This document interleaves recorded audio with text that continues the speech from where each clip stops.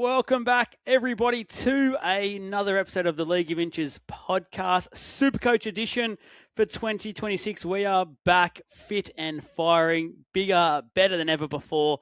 Very, very keen to bring you a massive year ahead for Supercoach from a podcast point of view and obviously a content point of view via our social media channels as well. Make sure you're following us, League of Inches, across everywhere.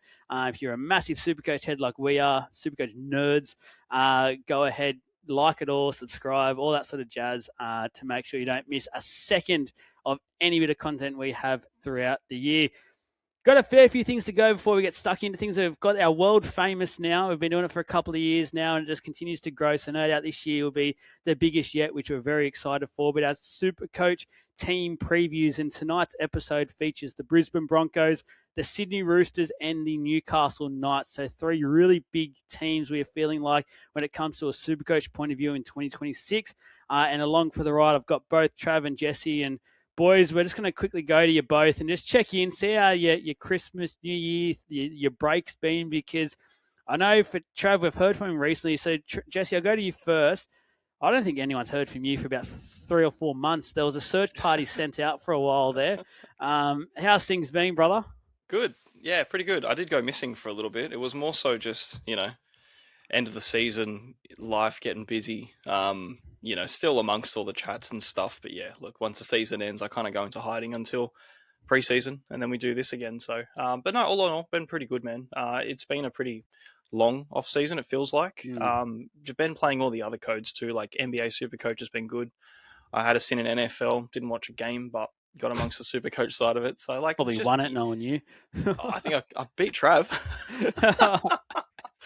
So, keeping that going. But yeah, look, it's you normally take this off season and like sort of recover and recharge, but I've just been playing Supercoach consistently now throughout the entire year.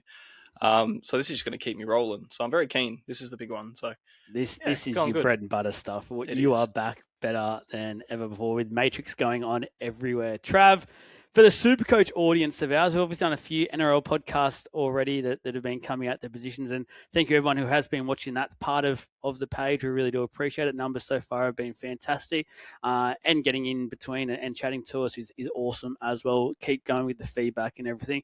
But how you been, Trav?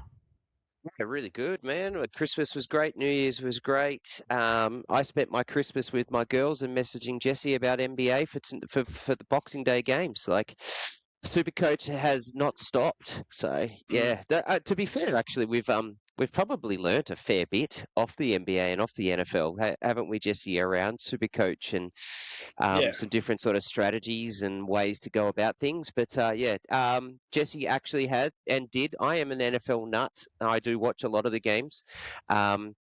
Helped Jesse a lot. Jesse helped me too. But I was 65th with 6 weeks to go, and ended up like 1900th, and he beat me by 300 spots.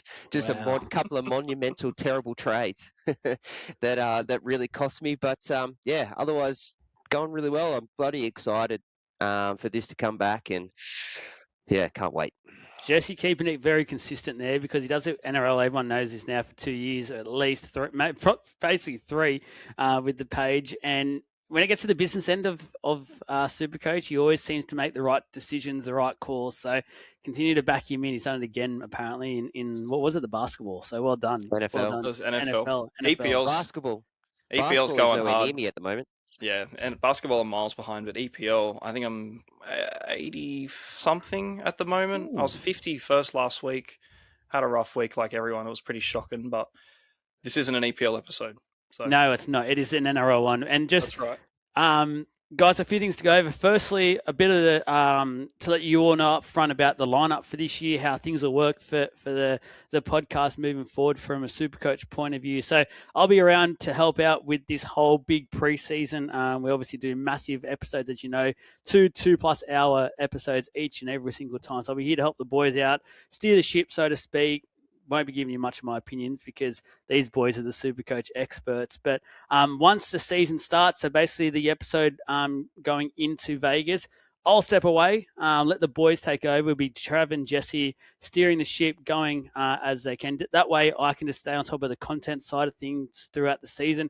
As I said, we want to really level up this year when it comes to our Supercoach content, which was probably something missing last year, which we have acknowledged from our own point of view. So I just want to make sure we get that all up to date, done properly, at least a very consistent posting each and every week. So the boys have got this well and truly covered by now. I don't need to be around, and they're the ones you need to listen to, not me. So let them continue to do what they do. So I know both boys are very keen. They've been chatting non-stop over the last couple of months to really set some things up and make sure that episode is perfection. I know what Trav's like. I know what Jesse's like. So they will have it ripping, ready to go. So I can't wait to be a listener like you guys and hearing what the boys have to say each and every week. Thanks to our sponsors as well. Major sponsor, obviously, Caxton Street Brewing Company. Basically coming into our second year now together. They're very much keen to be on board. We love having them on board. We do a few episodes from an NRL point of view live, including our season preview one, which we're very, very keen about. So very much shout out to the Caxton Street Brewing Company, and you can see the cans behind us. Go ahead, please. If you're around the Brisbane area, go. It doesn't have to be a game day. Just go and have a bite to eat. Go and have a drink. You will not regret it. CSG and Sava Apparel, obviously for all our shirts. I've got the T-shirt on. I've had too many podcasts lately. I've run out of the podcast polo, and the boys got the podcast polos on. Got the hats on. So if you do want any of the League of Inches merch, please message the page. We will organise and get that sent out straight away to you. And our Supercoach podcast sponsor, Con, and the team at Freedom Finance Group is back again this year, guys. And I know for a fact he helped out a couple of you guys out there who listens to this podcast last year, which very thankful for, obviously going ahead and getting him to help you, which helps us. He's back on board this year. We're going to make sure we turn it up another level. But please, if you do need any help, assistance at the moment, saving a bit of money with your home loans and things like that, it's that time of year to do that. Give Con at Freedom Finance a call. There'll be a link in our show notes to make sure he can help you save every bit of cents, every bit of money, every dollar that you possibly can, because it needs to stay in your pocket, not the big banks. So make sure that happens there. Last one. Joel, sorry. Man.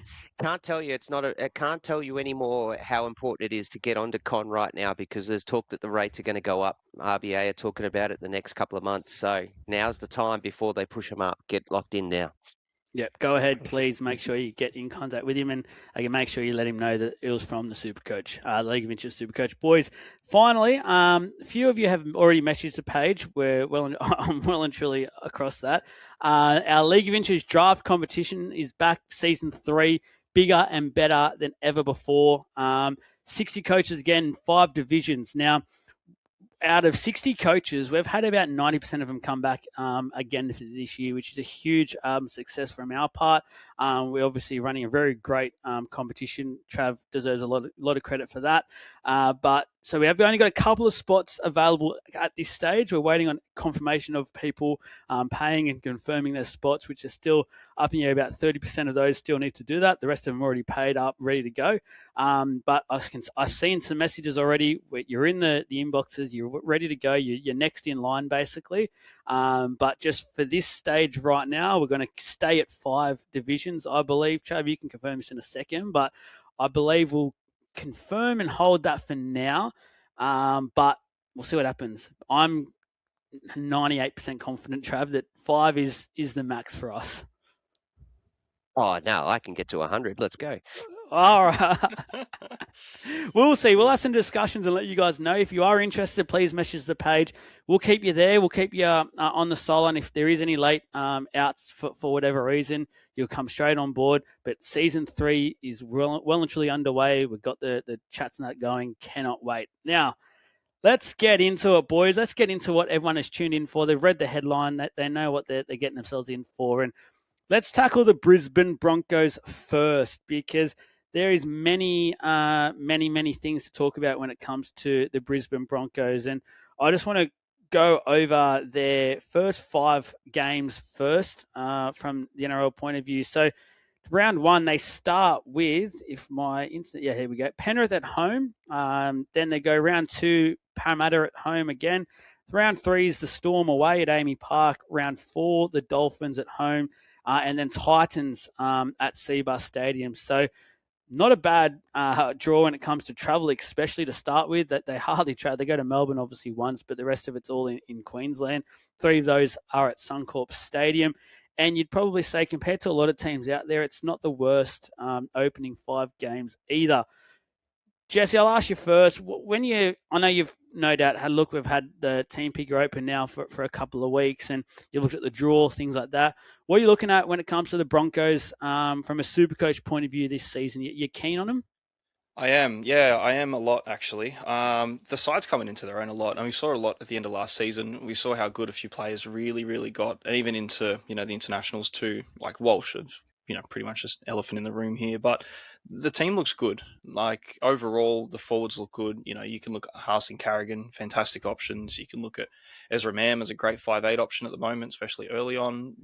Reece Walsh speaks for himself. Grant Anderson's in the side now too. Like there's so many things happening for the Broncos, and it all looks positive. So I am very keen on them. As far as their opening draw goes, obviously rounds 1 and 3, Panthers and Storm, it's pretty rough.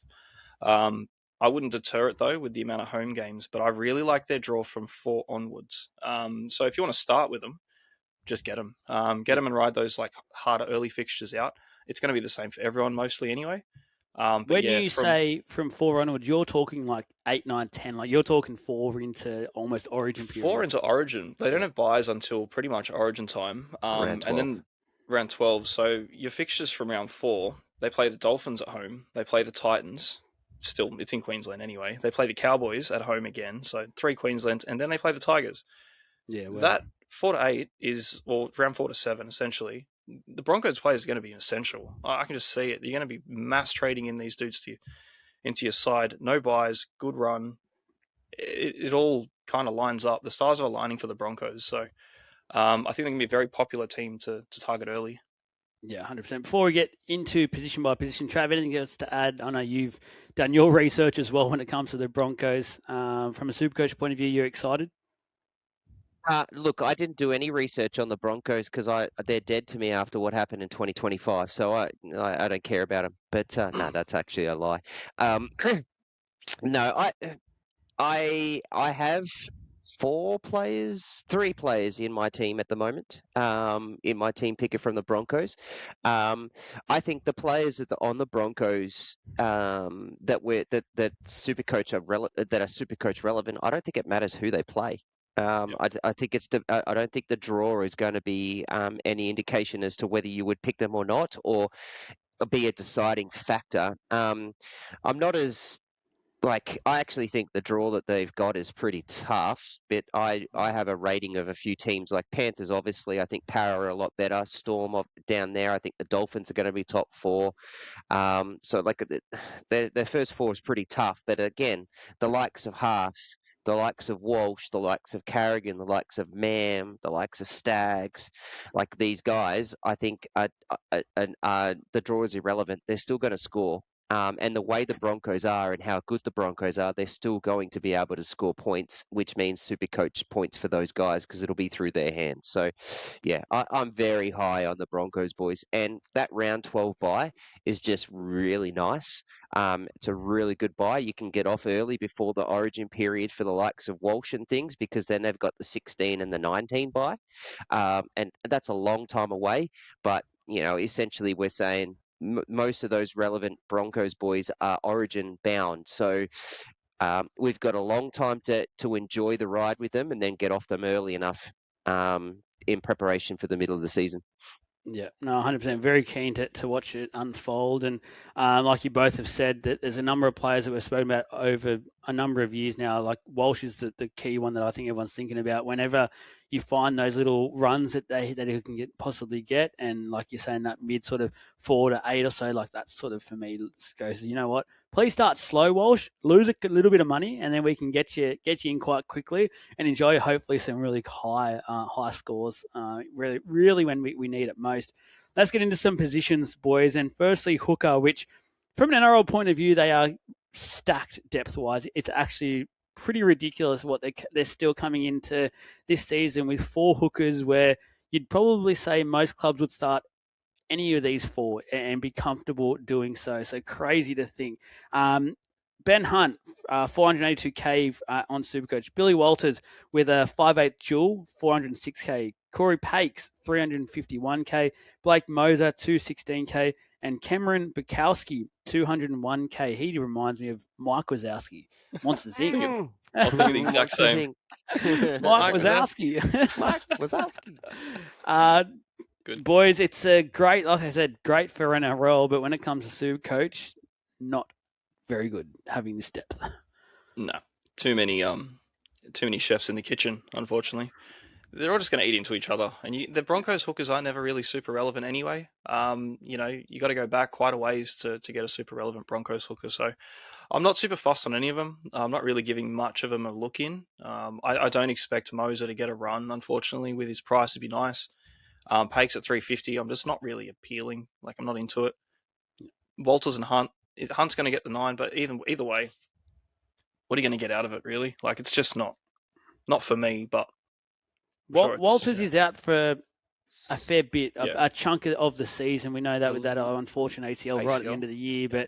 But even still, so they've still got 3 quality players. Ben Hunt will probably start, and you'd imagine Pakes and Moser will just fight out continuously for that 14 jersey. Both probably deserve it. It's going to take a number of injuries to even start to think about, let's start getting a Broncos hooker in, because like you said, they don't really score well either. Trav, anything to add with the hookers? Really, I'm not interested in any of them. I mean, I'll make one comment. The only comment is that going into 2025, Moser was spoken about being the next Cameron Smith, and he's buried in the depth chart. So, yeah, I'll be keeping an eye on him, but it'll be a good downgrade target, hopefully, if say Moser does get the full-time gig. But no, I'm not interested. I'm looking at Moser already for next year, 2027. Please don't play it all this year, and we'll get you bottom dollar for next year. I'm already in hope. He's already on my whiteboard for 2027. That's where I'm thinking. Let's go to front row forwards, and this is where it starts to get juicy. And very keen to have some discussions with you boys about this. So Payne Haas, top of the leaderboard here, 852k. Paddy Carrigan has a 2RF dual, 636k. Xavier Willison, 2RF dual as well, 455k. Corey Jensen, 390k. Ben Talty gets a 2RF dual as well, 364. Oblix Tawa? I always get his last name, but let's go with that. 362k. My apologies, I don't mean to be disrespectful there. Benjamin Takura, 235k. And VJ Semu, 201k. Won't see any first grade, but let's talk. Tell you what, Payne Haas at 852k. I'll open the discussion here because he'll be a topic on everyone's lips, I feel like. And I reckon one of the first times ever we're going to get an 852 front row forward that we are basically going to say is a must-have in your team. 100%. That's a no-brainer. Crazy. First player in my team. Every time I rebuild it. 852. Don't even look at the price tag. Just get him. Honestly, there's no point looking at the price and doing much more there. I think you're going to hurt yourself if you don't have him. Can you give us a bit of Jesse wisdom? Why? He's a freak. Payne Haas. He's going to average 100 of the first few rounds. Like, it's just, he's inevitable, man. Like, he plays massive minutes. He does everything. Last year, another string to his bow. He freaking line breaks and tries coming out everywhere. So, on top of the perfect tackle efficiency and the 40 plus tackles and the 150 meters and 8 offloads, like, there's just nothing the guy can't do, and he's just getting better. So, yeah, very absolutely confidently getting him in my team. More than likely going to get a captaincy a third of the year on him. So, yeah, it's nothing really to look into more than that. Dude's a weapon. You're all in, Trav? No, Jesse summed it up really well. It's a no-brainer. Like, scored under 50 once for the year, scored 2 51s. Scored a 51 and a 59, and then everything else has just skyrocketed.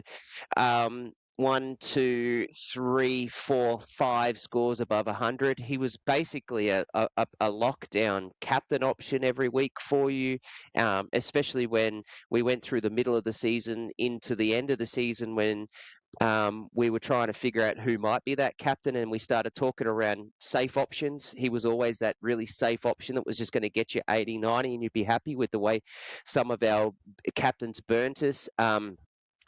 I think he's also going to be huge. Like we talk about players starting slow and teams starting slow. This is a guy that, he'll carry the team on the back in that early draw, and everything will be around Payne Haas. So he's a freak. Pick him. He averaged 87 last year. I think Yep. you'll get. I think you'll get more than that this year. Yeah. Huge. That's a big prediction, but it would not surprise me because the elephant it's not really an elephant, but a big discussion point here is there's no Kobe Hetherington this year. He's obviously gone over to the Manly Sea Eagles, which opens up probably a bit more time for these front row forwards. Now, straight away you think to yourself, then that means players like Takura, Tolte, Willison, all can get some more minutes yet for sure. I also just think that the way Haas and Carrigan played last year just means that they'll probably continue their big minute missions that they often have. And Carrigan at 636K is another one that with a duel, there's a bit of temptation there. There's heaps of temptation. He's currently my front row 2. You've gone Yeah. the two Broncos boys in your front row. I love it. Honestly, I love the Wow. look of it. I love it. Why not? Honestly, why not, man? These dudes are insane. They're consistent. They don't have buys. Their fixture's great. They're going to complement each other. When one does well, the other does. If one loses minutes, the other gets them. Like, I can't see a reason not to. And Carrigan's duel's nice. Like, I look at it, and the more I look at it, I'm thinking, okay, you can pay up more for Keon, similar output. You can get Fanua Blake, very similar. I still like Carrigan. Honestly, I'm a fan, man. Honestly, I really am. And if you have front row options and you want to, go cheaper there, or you just really want to get Keon, or you want to get someone else, you've got the 2RF options too. Like, you've got depth there, you've got options. So Carrigan's, yeah, he's hot on my radar this year. Not a bad shout. Not a bad shout at all. And Trav, there's a guy below Carrigan as well. You can talk about both here, but Xavier Wilson as well at 455K with a duel himself. Seems like it's inevitable that he will get a lot more consistent minutes this year and some decent minutes at that, which means, in my opinion, some really good Supercoach scores as well.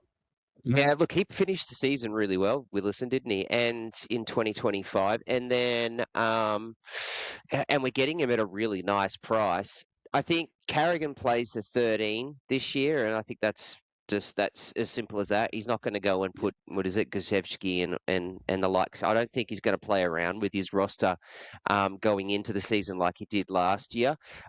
So I'd say Carrigan at 13, which means then there's that front row spot which opens up, and that's Willison. But geez, they're blessed for talent in that list. Like Tekera has got serious talent that everyone's raving about. Yeah, like it's good. I am not on Carrigan. I am a big fan of Carrigan. I really am, but I'm not on him. I think there's better upside. I'm very surprised that you say similar output between him and Kulamattangi, because I don't think Carrigan and Kulamattangi have similar output in terms of once Kulamattangi got the front row and he was in the middle, there was very different numbers. But I don't hate the pick for Carrigan at all. I'll just say it straight up. I don't hate the pick.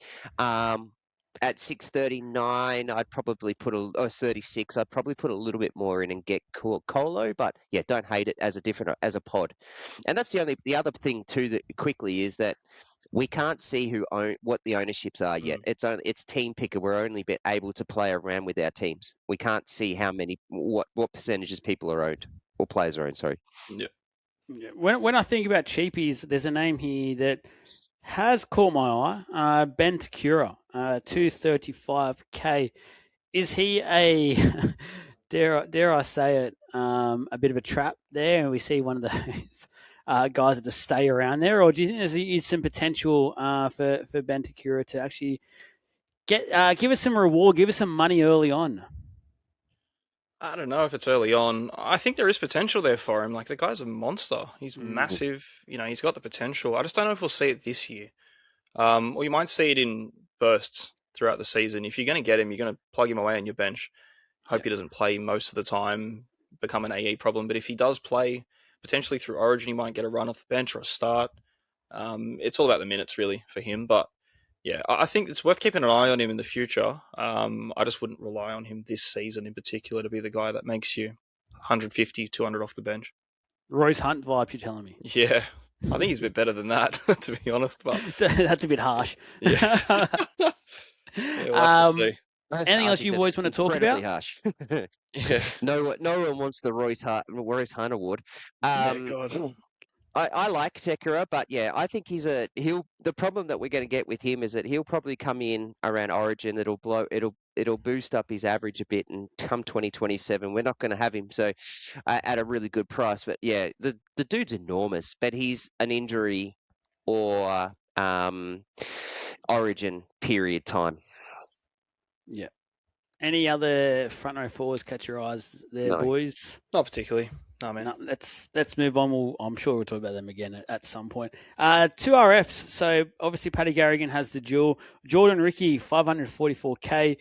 Xavier Wilson, we just spoke about with the duel. Ben Talty with the duel. Jack Jadeski, 357k. Brendan Piakura is hot on the lips of many already at 305k. Do we dare go there again? I'm about to ask that question. And Jaden Hunt, 258k. Boys, Brendan Piakura, trap vibes, must-buy vibes. Where are we at with him? I don't think it's a must-buy. I Very also close. don't think it's a trap. You know, like, we know what to expect out of Piakura now. It's been 2 years. We have that idea. You know, he'll have his low games. He'll have his, he'll get a try. He'll do something. He'll get a 60 or a 70, and then he'll pop out a 30 the week after. Like, we know what Piakura is going to do. Good thing is he's priced at 300. A lot of that came to the whole, Gajewski thing last season, the discipline stuff, getting benched. His average never got a chance to go up. And in minutes where he did play, like say 60+ minute games, ruling out any of those weird bench stuff, he averaged 40. That in itself, without doing anything extravagant, it's 100k you're going to make. Which at the moment, looking at the 2RF options in the 300k bracket, there isn't much that we know yet, and we know Piakura is going to be the guy that's going to at least do that. There are other players similar around that price, Joe Chan, Lasardi, similar dudes that we kind of speculate. You think one guy's going to get it. Who is it? I don't really have that worry with Piakura. I'm pretty sure he's going to be the second rower to start, potentially for the whole year. 300k, man. You're not got a lot of expectation there. It's not a lot to go wrong. And realistically, if you're starting him or you're reserving him at his price and it's, with him, you probably need to balance something out a bit better. Yeah. But yeah, you get him, you put him away, you just have him for a rainy day and hope he makes some money, I reckon. And like you said, there is enough around that price tag and potentially a couple below him as well, where if it does go horribly wrong for whatever reason early, you have the chance to quickly change that before any damage is done price-wise. So even if you need to use one of your early boosts, things like that, and just quickly navigate, put out a fire that you're on foot. But we always use an early one to get your team right anyway, and he could be worth that risk, so to speak. Trav, you on the same page? He's in my team. Hey, my quick story is that I started with Gajewski last year, and he was still in my team round 27. So I don't mind a Broncos dude buried on my bench in my 2RF. So if Piakura is that guy this year, then let's do it. But I just think he's safe as houses. At least, surely he takes some sort of that form from the end of the year last year and puts it into the start of the year, and improves immensely. Well, at least to 150k. Like, if he can get to that 400, 450, we're laughing. Yeah. Well, that's pretty much where he was priced going into last season too, and people were buying him at 400, starting him at 400. Now it's like, oh, he's 300. You're worried. It's another year. He's another year older. The team just won the final. Like, there's a lot for him. There's a lot going into this season for him. So I can't see it at 300 being a problem at all. Just expectations have to be low. Anything else when it comes to 2RF here, boys? Obviously, don't start with Ricky. I was about to say don't put Ricky in, and there's no other option. 2RF. No. Moving on. Halfback for the Brisbane Broncos, Adam Reynolds, 633k. And Tom Duffy, a recruit from the Cowboys, 235k. No. No, that's fine. No, we're not gonna. No, don't do it. Don't get stuck. Don't go there. Don't bother. 5'8". 5'8". Ezra Mann.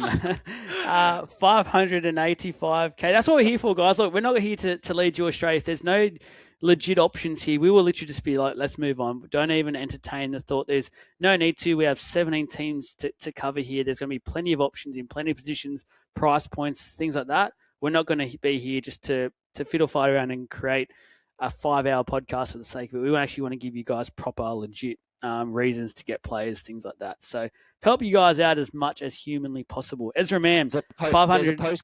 There's a post coming about Reynolds and why you should fade him in the next few days, maybe a few weeks. So just wait for that. I'm not just hating on Reynolds. It's just there are better options. Yep. 585k for Ezra Mam.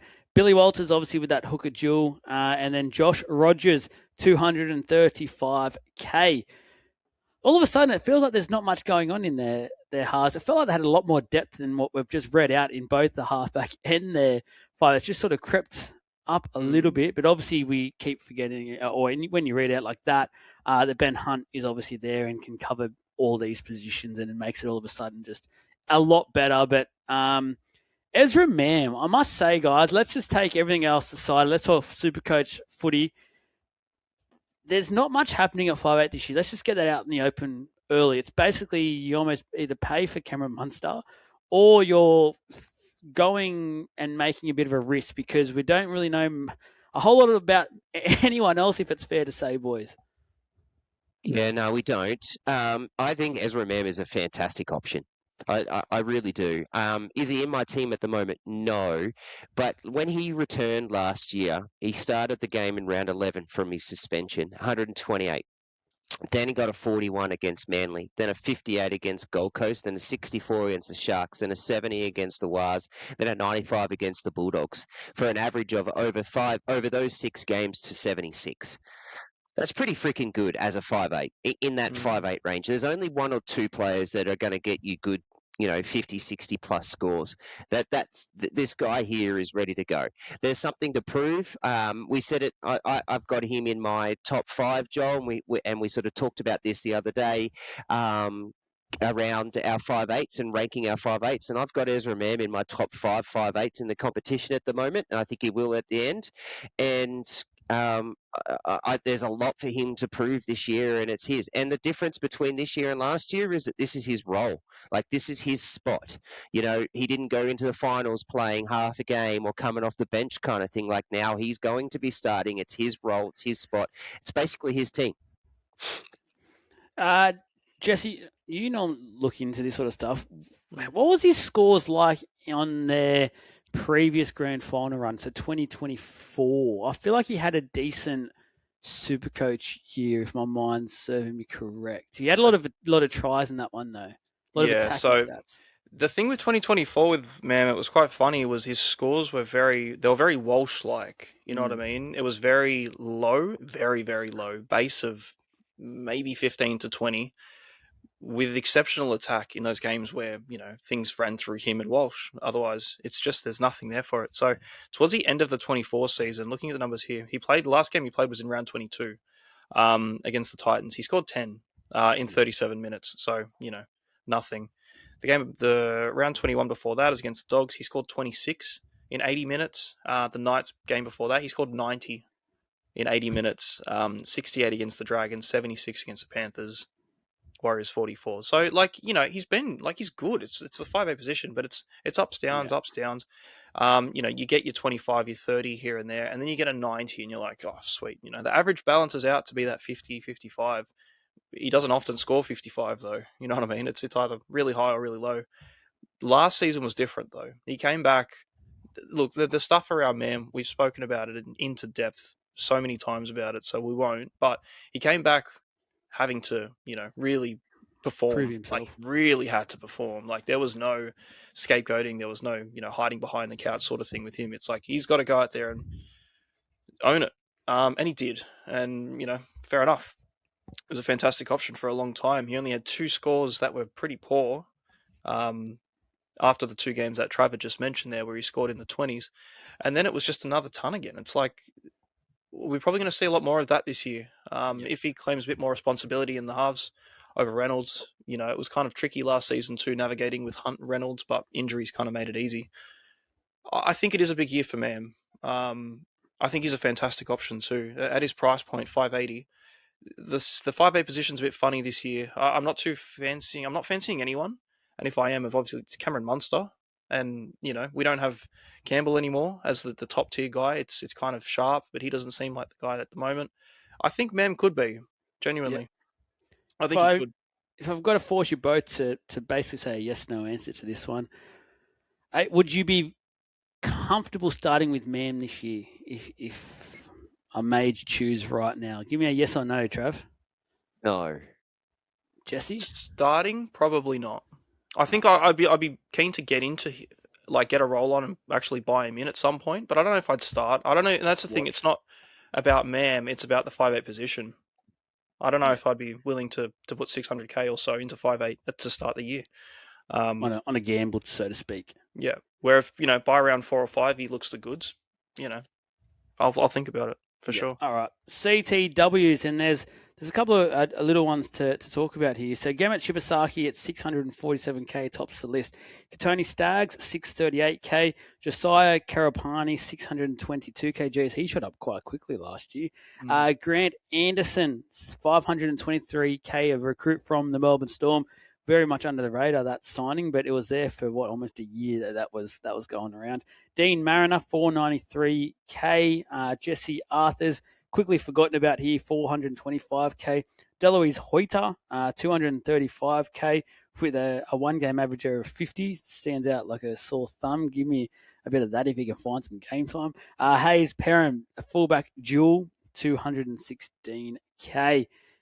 Talk to me, boys. I'm just going to let you both unpack this one because there's some very good names here, but I feel like there's a bit of some really awkward pricing points, especially to start the year, where it just sort of puts a few of these guys, it sort of puts me off them. Yeah, I think so. They're fantastic players, but there's no value in these dudes anymore. Last year there was so much value here. This was a gold mine. Shibasaki, Karapani, Jesse Arthurs, like those three, we probably made, I don't know, over $1 million collectively out of all of them, at least minimum. You know what I mean? Like Shibasaki went from 230k to 600 and held his price. Pretty people held him the entire season, and he was a gun the whole year. Like we all got off him early enough to upgrade, but you didn't really need to at some points. Karapani was like the same later in the year, so you get them for what they're priced at, basically. I don't like that. I don't think I'm gonna touch any of them. I like Staggs. I think Staggs has a bit of pedigree about him, but Anderson's appealing too, kind of the unknown a little bit. I kind of want to know what's going on there, but again, 520. It's not cheap. There's a lot of people around that price that are a bit more proven. So yeah, I think I might avoid Broncos center wings for now. Trav, just on Anderson, and I know you've got a number of things you want to talk about here, but just quickly with him, because obviously from a Storm background, you've probably watched him a lot closer than most out there, but I'm finding it hard, obviously with Shibasaki basically confirmed to be playing there this year, that where he fits in and if he actually fits into this side at all, if they're full strength, because I can't drop either of their wingers after what we've seen in 2025. I can't drop obviously their centres from what we've seen. So, and no one's dropping Reece Walsh either. So I can't see him starting the year, can you? No, unfortunately, I can't see it. When he signed, I could see them and see where he fitted in and thought, yeah, okay, like he doesn't fit with us at the Storm, but I can see that. But after the way Karapani finished, what Shibasaki did, what Arthur's done, how Staggs finished his year, he's got no spot or role for me. He's literally there doing what he did at the Storm, being a fantastic support backup. If a long-term injury happens, then I'd be looking at him just like we did last year when he jumped in and had that centre role and had that wing role out there, and he locked it in for most of the year because of the Warbrick injury and the like. But no, not at this point in time. And I'm really glad, Jesse, that you touched on Staggs, because he's very high on my list. He's not in my team, but he's very high on my list. Had a really good finish last year. Started showing consistency. I think he's only going to get better. I've got him as one of my one of the best centres in the competition. I think he's in for a massive 2026, and I'm very keen to watch and see what happens in the first couple of weeks before I get him in. But he is very high on my watch list. Yeah, I think if either centre starts slow this year, I'm very tempted to enter in. If they lose a quick 100, 150k or something like that, then there'll be a lot of people, I reckon, around that 5, 6, 7 mark that you'll be looking at going, if Stags or something drops 100k, come on down. yeah. There'll be points where he does. Mm. He tends to, you know what I mean? He tends to have a 2 or 3 game stint where it's quite low. You'll have a high break even. Just wait for it to come. Origin's not going to be a problem for him. I think, yeah, like it's a weird own though. Like he's not a very high owned player in Supercoach in like a classic perspective, but I think like I had him last season in draft. He was amazing. Like obviously went all the way through to the final. Like he was just a really, really vital player for me in the center wing. There are players like that in center wing in classic that are just good. They have these big games and they kind of just get swamped with other options. So yeah, you can definitely enjoy a run from Stags. I think with the fixture run and how long that goes for in uninterrupted, man, I think you could go for a smoky on him. Five out of the 7 starting games are in Queensland too, so like there's a lot of good things for these dudes. It's just you're paying up. Like you're not getting him at value. You're getting him at what you hope he scores. So yeah. Yeah. Anything else to add on these centre wings, boys? At the moment, it's sort of just a watch. I don't think we're saying to go in on really anyone at the moment, unfortunately. Wait and watch. Yeah, we'll see what happens. All right, fullback. Let's discuss them. Reece Walsh, 835k after an absolutely sensational run home. And Hayes Perrin just spoke about there with that fullback duel. Reece Walsh averaged 85.4 last year. The run was absolutely incredible from whether it was an NRL point of view or Supercoach point of view, a Broncos point of view, a Hot Boys point of view, a female point of view, watching him, I don't know, every point of view you can think of when it came to Reece Walsh, it was hot. It was fantastic. Boys, are you starting with him? Yes. Currently, yes. Ooh, is that after you're seeing the shirtless pic? It got me. It freaking got me. I saw that and I was just like, God damn it. If I needed a reason, and that's the one. Yeah, look, I don't know. I think so. I think I have to start with someone that's like that tier, that top. It's got to be either Walsh or Teddy or both. It's a lot of money. That's the issue. It's a lot of money, but yeah, he's so good, man. It was like a whole level unlocked. It was like, what is this? Like, this isn't something that we just see from him in bursts. Like, this is a whole new dude that's like wearing a Reece Walsh suit. Including finals. Those who are playing Supercoach finals, he just kept going. Yeah, it just never stopped. And people were banging out 150 captains back to back to back. You're like, that's just absurd. If that carries on, at any point into the start of the season, Jesus, man, he'll be mass traded in round 1, round 2, round 3, round 4. If the run continues, I think people will look at the price tag and kind of disregard it. There's only a handful of dudes that are his price point, like Herbie, Cleary, Teddy, him. That's pretty much it. I think for big boom ceiling, it's hard to look past him, really, isn't it? It's just, you look at the first 4. Is there a chance he drops 100k, 150k? Yes, there is very, very high chance that does happen, but yeah. I think there's a high chance, to be fair, a number of these backline Broncos could drop that in this opening stanza, which I guess it's a gamble that everyone's going to take if they opt for that, because there's also a way that they just continue to, now they've got this massive ego, and rightly so. They're the guys to beat now. Don't worry about the Storm and Penrith. We're the big team, and they're the ones that just give them a bit of a touch-up and teach them a lesson, so to speak. Trav, you were very quick to say yes there. No hesitation whatsoever in your voice. Talk to us. Convince everyone out there to start with Walsh. Okay, 134, 155, 147, 161, 135, and then won a premiership.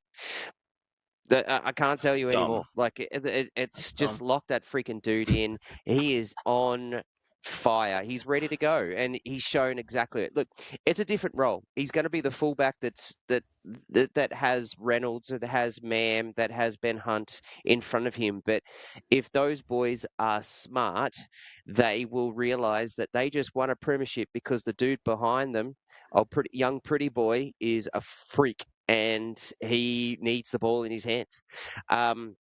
Here's some funny stats. So he got up to from round 1 to 21, he had an average of 65. He finished on an average of 85. That's stupid. That's wild. just, it's wildly stupid. I'm sorry, but yeah, you can't say anything else. Like the way that he was playing, what he was doing, his attacking prowess, the extra points he got in his kicking, he showed that he can start defend. He's locked in for defense, and then he went and did it for Australia. And yeah, okay, he had one game that was poor, but he's human. Like that happened. Yeah, like he's just, I think he's ready to explode. And they won that premiership last year sort of out of nowhere. No one really expected them to win the premiership. We all thought they'd be a contender. We kind of thought maybe this year and moving on. So the proof that they've got to do now that he's got, and I reckon he's got this chip on his shoulder, is let's win it again. We've got the same team where if not, we're better. Let's go. Yeah. Yeah, and like that last run, it's really the last 6 games. That's all it really was, man. Like he was pretty average. I don't know, for a good fullback, get that 60 to 70. That's where he was. A lot of people were a bit annoyed about him early season too. Heaps jumped off him after a couple of low scores. Like fair enough. You want more out of your fullback than that. It was the last 6 games, and one of those games was a 26. He scored 758 points in 6 rounds. That's 126 average, and one of those scores was 26. That's just dumb. Stop man. it. Yeah, it's huge. That's what I mean. Like No, that was don't even last year. care. If it I starts honestly off, don't care. I don't care that if he drops 100K because if he's still getting 90s and 80s, like I don't care. I'm just going to ride that high. I've got him in. He's there. I'll ride the price rises with the points. admittedly though, with that, I will just say, because it is stats, and you can't just buff one side, he's got a base of 21. The attack rolls for him. Like, we know that Walsh is an attack guy. The attack is there. Like, if there's anyone's going to attack, it's going to be him. The base is 21. So you're getting 161 points against the Cowboys or 135 against the Storm with a 24 base.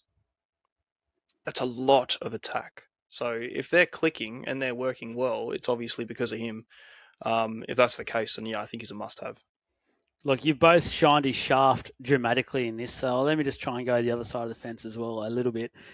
Both Hunt and Reynolds will be back fully fit to start the year. Mem is back there fully fit as well. So there's a lot of chefs in this kitchen all of a sudden, where, let's be fair, on this run, which was amazing, he had majority of those out every single week for that run. So there is a fair chance, knowing what we've seen from Reynolds in the past, especially, he likes to take control. Hunt from hooker, in the past, he's been very direct at hooker. He likes to play off the ball as well and be the guy that the play runs off. But surely, like Trav, what he said at the start is right. If as long as Maguire doesn't have rocks in his head, which just want to comment, he's a very, very good coach. I don't think he will. He'll let it basically keep going and say, Walsh, anytime he screams for the ball, give him the ball. It'll be one of those, I guess, plays. But there is a chance that if those do wait and watch to see how it starts, things like that, that something could happen there when it comes to Reece Walsh. Just not having that fantastic start. But again, it's a massive risk to take. It's a massive gamble. And at this stage, I think I'll be making it. And I'll be very nervous knowing that both of these boys probably have him in their team. But for those listening and those that don't want to start with him, I'll be with you. I don't think I'll be paying that much for a Reece Walsh in a fully fit Broncos spine. Yeah. I mean, No, but to be fair, this is Supercoach, right? And there's a risk in everyone. Like, there's literally every... And let's go through all these fullbacks. There's a risk in every one of them. There's a risk now with DCE at the Roosters for what happens with Teddy. And although I really think Teddy's going to continue on, but, like, there's that risk. Like, Ponga's at 600K. But what has Ponga done the last couple of years? We've got the risk of Keeney, everyone's high on. We've got the risk of Fuller, Gray. Like, there's massive risk. I just, at this point, but you're not paying 830 odd K for those blokes either. But you're also probably not going to get 150 each week. out of them either. So I'm going to pay up and get that, and for that risk. And if it doesn't work out, and he only gets me at 70s and 80s and 90s in the first couple of weeks, and Keeney pushes up, although Keeney's already in my team, but if that's what happens or someone shows, I'll drop it down, bank that 300k, and fix other things. Yeah, you're allowed to be hesitant against a fullback in round 1 against Penrith. You know what I mean? Like, it's Storm for round 850 3. and Storm round 3, 100%. That's my biggest takeaway from it is like, ugh, I don't like those. I don't mind the Eels round 2. That could be really nice. But again, I don't like 1 and 3. But then after that, I'm like, shit, well, I'm going to want Walsh from 4 throughout all the way to Origin anyway. And it's like, well, if there's only, 2 fixtures out of the first 12 weeks that you're not a fan of, you can put up with them, especially in round 1. It's not the biggest thing in the world, so. No, yeah. I agree. Let us know in the comments. I think this is a big talking point in terms of Reece Walsh. And if you are out there at this early stage thinking of starting with him, or if you start listening to this and it's much closer to the app opening up, or it's opened and we're getting close to round 1, let us know what you're doing with Reece Walsh. We'll no doubt have our opinions as we continue to go. There'll be posts about it, everything. But, just let us know and we'll interact with you and everything else. Anything else to talk about when it comes to the Broncos, boys, that we've potentially missed, or you're happy to move on? I think we've gone pretty well with the Broncos. Not one thing. The only thing I want to mention is the round 1 is a Friday night, round 2 is a Thursday night, round 3 is a Friday night, round 4 is a Friday night. I think no surprise. No surprise, hey? And, don't have to travel other than going to Melbourne for the Storm. Just put the VC on Payne Haas and be very happy. I think that just goes to show. Good. Just put it on that. So, yeah, nice. That's one thing off when it comes to the early rounds. We know the scores don't often peak at the heights we obviously see towards the end of the year and things like that, where front row forwards do. Putting the VC on those sorts of guys, especially Payne Haas, like you just said, is almost a guaranteed luxury to have that you just basically have to give yourself. And to be fair, then he's got the Titans in round 5 on a Saturday at 6:30. So there's your captain. Then he's got the Cowboys on a Friday at home. So there's your VC. Then he's got the Saturday night. He's got the West Tigers. There's your captain. So your first 7 is sweet. So just lock Payne Haas away, everybody, and just be aware of that draw. Yeah. Let us know, guys, what you're doing with any of the Broncos players. Any questions you might have as well, feel free to ask them via either the podcast. You can add a comment in on Spotify, Apple, things like that. Give us a rating as well, please, if you do that. And then also on YouTube, put in a comment, things like that, and we'll always get back to you. Before we get over to the Sydney Roosters, just a quick plug for our Legends group as well, which is levelling up significantly in 2026. So we're going to obviously the big news out at the moment. We're going to be launching a rugby league magazine each and every week throughout the rounds, and there'll be a pre-season special coming out within the first week of Feb. $4.99 per month gets you a shitload of exclusive content, rugby league and NRL and Supercoach related. You get access to these boys basically 24/7. Ask them any questions that you want. Know their play-by-play moves on a weekly basis. There'll be exclusive articles, content pieces that just go to the Legends group. The magazine you'll have access to, that's 4 copies per month for $4.99. That's ridiculous value. 20% off all League of Inches merch and double entries into any single giveaway that we have throughout the year. So tremendous value there. You simply just have to be part of that. We've got some chats as well. Always open. Put some questions in. We don't lock them. We allow everyone to talk on them. Away we go. It's a fantastic community that's continuing to grow. Can't wait to see it grow even bigger this year. And it comes down to all you guys.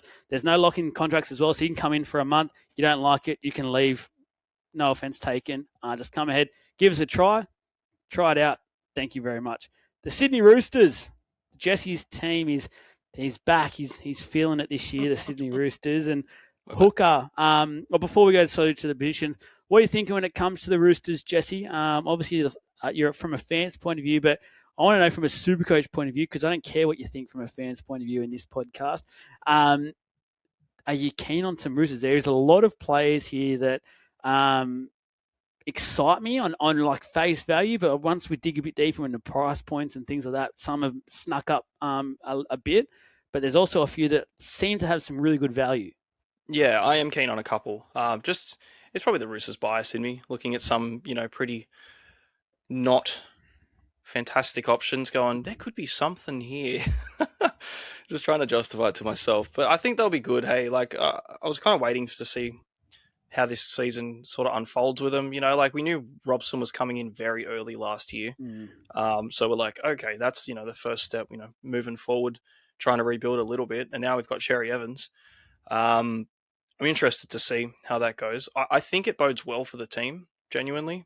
I think just depending on how they play him and Walker together, it just really depends on a role thing. But it's Cherry Evans, man. Like he's got that much going for him. Did We'll see if it can come to the Roosters, but yeah, there is a few players in here that are too. I'm like, I don't know if I can really get on board with this year yet. Anyway, wait to Yeah. see what things look like later in the season. So I'm not going all in on them. I think there's a couple of dudes that look alright. I just don't feel like outside of the Tedesco play, which is always going to be, a Good. easy pick, safe, super reliable gun. There's a lot of other plays in here that I'm like, you could find someone else as an option. I Um, like it. I yeah, like the genuinely. honesty.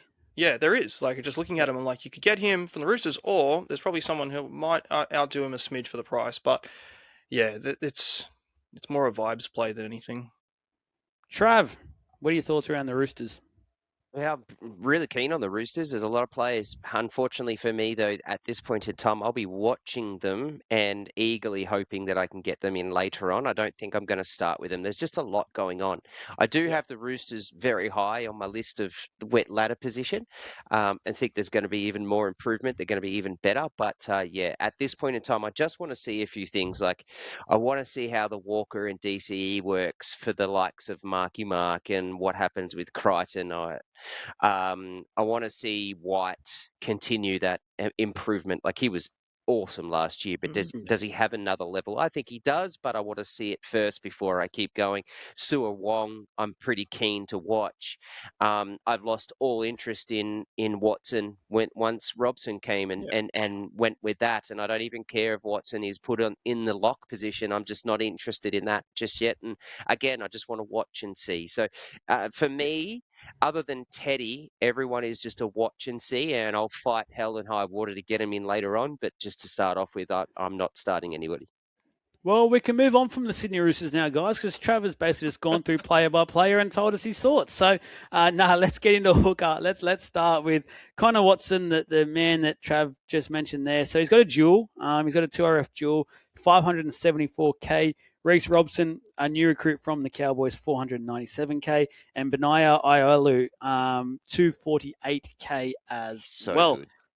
Oh man, I absolutely love that bloke. I can't wait to see him get more, Full more, time. more and Yep. more minutes. He'll be hot on the agenda if there is an injury or so in this position for the Roosters for sure. But Connor Watson, there's a lot of talk about him splitting this role, perhaps a little bit of time at hooker, more time at the lock position.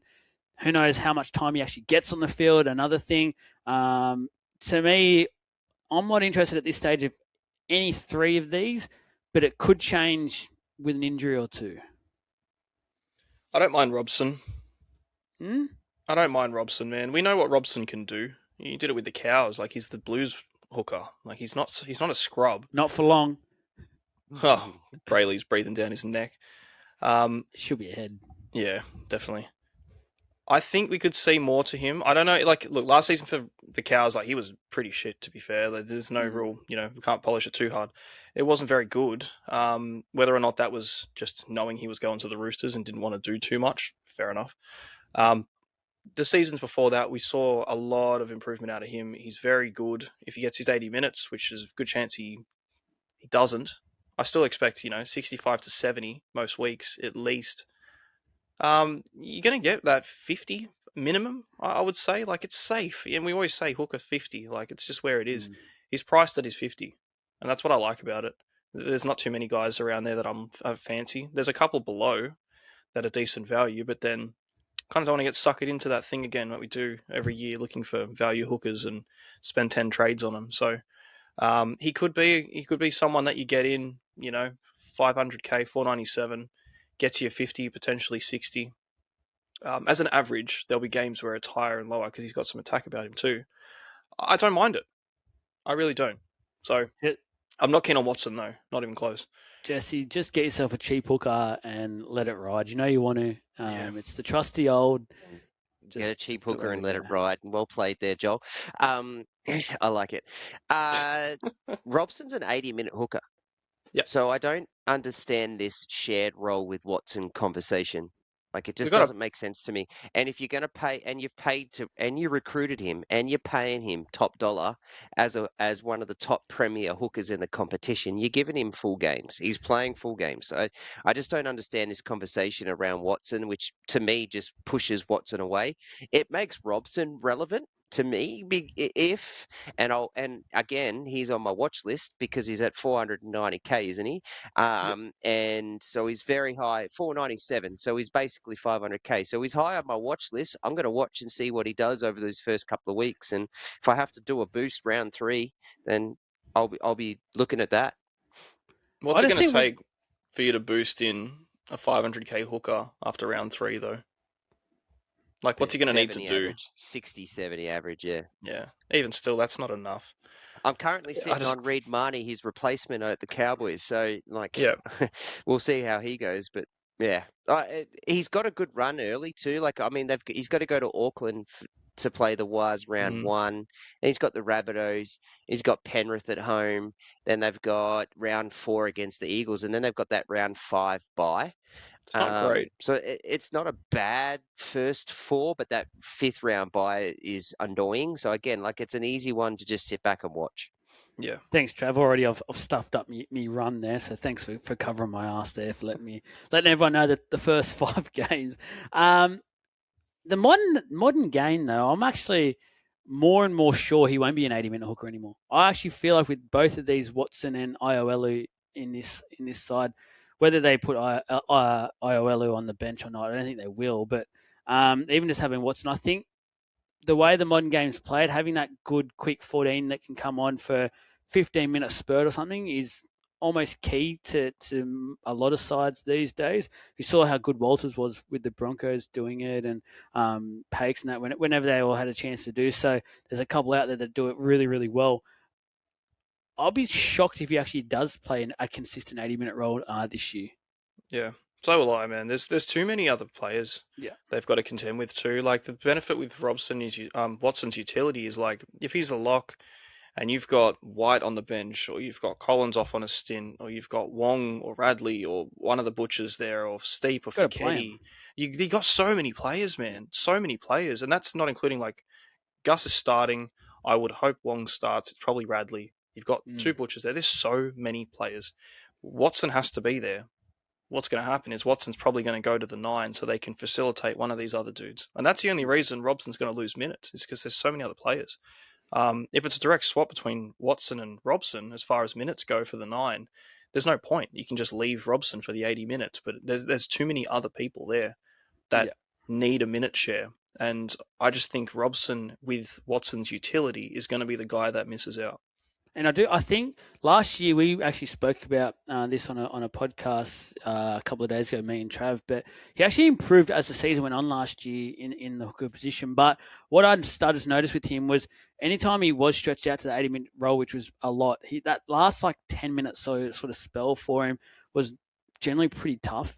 Like, he was falling off a little bit and things like that. So there's no need to push some of these players when you've got the quality in. Like, the Cowboys and the Roosters, comparing their rosters and what their benches will be like, are completely different. Robson was basically forced to play an 80-minute role at the Cowboys because they just had no one. Now the Roosters have 3 out-and-out hookers who, again, similar to what we just spoke with the Broncos, you could see all 3 of these starting at so many teams out there. There'd be teams lining up to sign Iowelu if they could. No doubt about it. There'll be teams that would have for sure sign Watson if they had a chance to still, in my opinion. And then obviously we've got Robson, who's the State of Origin hooker. So big balancing act. We'll see what happens there and how it all unfolds. Front row forwards, there is a number of them here. So Nafahu White, an absolute machine last year, 584k. has lost his duel, which was very, very helpful to a lot of people last year.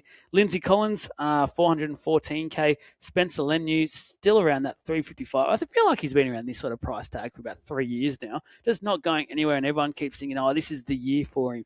And then the rest, I'm not going to keep basically the rest of them go into the app, and I don't think they'll be seeing much game time early on. There'll be mid-year, things like that, which we'll start talking about there. But boys, the front row forwards, I would love to go White. I'd love to think he's going again this year.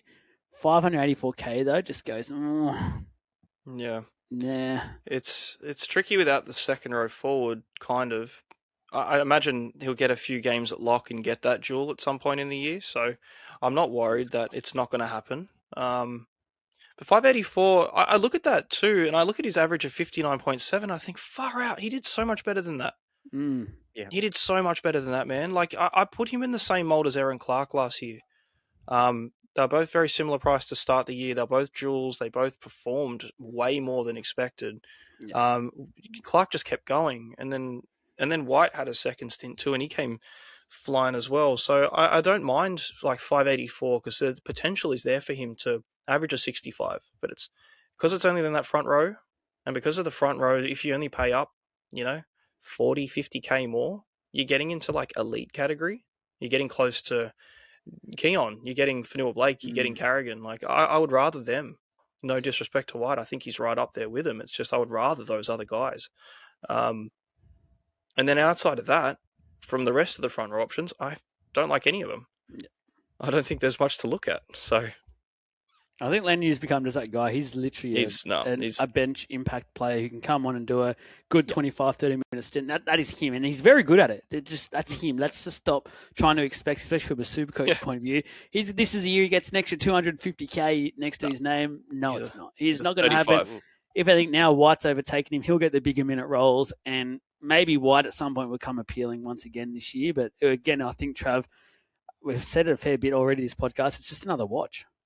Yeah, it as I said at the start, I'm keen on him, but I've got a watch list on him. At a decent price, and if he does push out those 60s and 70s and improves, I'll start thinking about it because it's a downgrade target. But yeah, at this point in time, just at the front row forward, no. I'll wait and see, and I'll fight to get him in later if he does what I'm hoping he does. Yep. All right, let's get into a position where I feel like you're both going to have at least one, maybe two plays you're very, very keen on. So 2RF. So Angus Crichton, head of this list, 610k. Connor Watson just spoke about with that duel. Sua Wong, 524k. Victor Radley, 480k. Nat Butcher, 424k. Egan Butcher, 418k. Blake Steep, 394. Celessi Fiketti, 356k, and then Reece Foley gets a 5'8" duel, 201k. I think you're both very keen on Angus Crichton. I'm just going to call that now. You're getting him, I think, almost, what is it, about 150k cheaper than last year? Was it, Jesse, or something like that? That's just off the top of my head. I feel like it was quite expensive last year. So, very good price. Still average last year, even though, even me, I'll put my hand up and say I feel like he had a very average season last year, especially from a Supercoach point of view, but he still averaged 62.4. That's a quality Supercoach player. Yeah, he's a gun. I did start with him last year at like 760 or something as well. And I was fine too. I drafted him second pick, and I had him the whole season. You know what I mean? Like, I like this dude. He was in my team reveal that we did last week. So, yeah, I'm all in, I think, on Gus. I like it a lot. I just, I'm going to be all in on him anyway. 610's a freaking crazy price for Crichton. You mad? Like, what a discount. Even still, like, even if he doesn't perform well, he scores averages 62. He's either gonna have Sam Walker or Cherry Evans inside him. Yes, thank you very much. Like, I just don't see any negatives there. Yeah, that's pretty much it. It's not much more. It's fine. It's a good price. There's not a lot around him that has more upside than he does. So 610, easy for me. I know you're just as keen. I am very keen. Yeah, 100%. Like, once we all figured out what was going on with Eli Katoa, it was, the 2RF position sort of became, which is funny, off one guy, became quite a low position of interest for me. And then when Kolomatangi got the FRF role, I'm just not as interested in anyone else. And Crichton's certainly high on my watch list as well. More than likely, I'll end up having him. Currently, I've got Hudson Young, but I think I need to find some money to make a couple other changes. And Hudson Young down to Crichton is definitely on the cards. He averaged 16. He was 16th for average across all Supercoach last year, and there's one guy in there, Joe Roddy, who played one game, got 106. So technically, he really only probably got 15th. Well done, Joe. Good on you, Joe. So like, and then total points wise, where was he? 19th for total points. So like, he was thereabouts in a year that we're saying, as you just said, Joel, average. He's got the pedigree. He's now got the people beside him. I think it's a big year for Angus Crichton. Yeah, I'm very keen as well. Like, the more I wasn't originally when the app first opened, we had our teams and I didn't even think about putting him in. But the more both of you have spoken about him over the last week or so in the chats and stuff like that, I definitely can start to see the appeal. And like you rightly said, Jesse, it doesn't really matter who he has as his half partner. They're both so good at feeding their edge back rower that it literally just doesn't matter. So I anticipate that 62 average.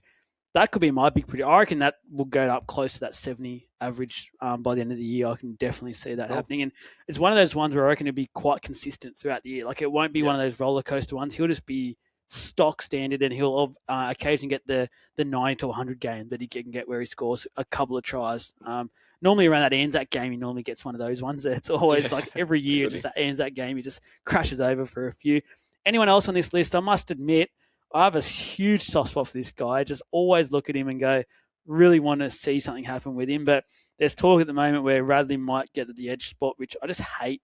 But I can understand why they're doing it to protect him more than anything. But Mr. Wong himself always gets to me. But 524K, did average 53.6 last year, and just can just get it done.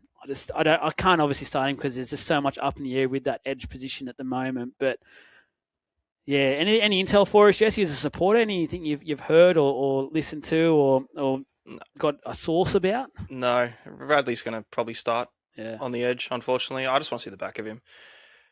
You're knocked out in a couple of rounds, and Wong will start anyway, so it's not the worst thing in the world. So watch on Wong. Yeah, well, I'm just done with it. Like, God, I love the bloke, but just please, man, pack her up. Wong's good. I think there's a lot of draft prospects here.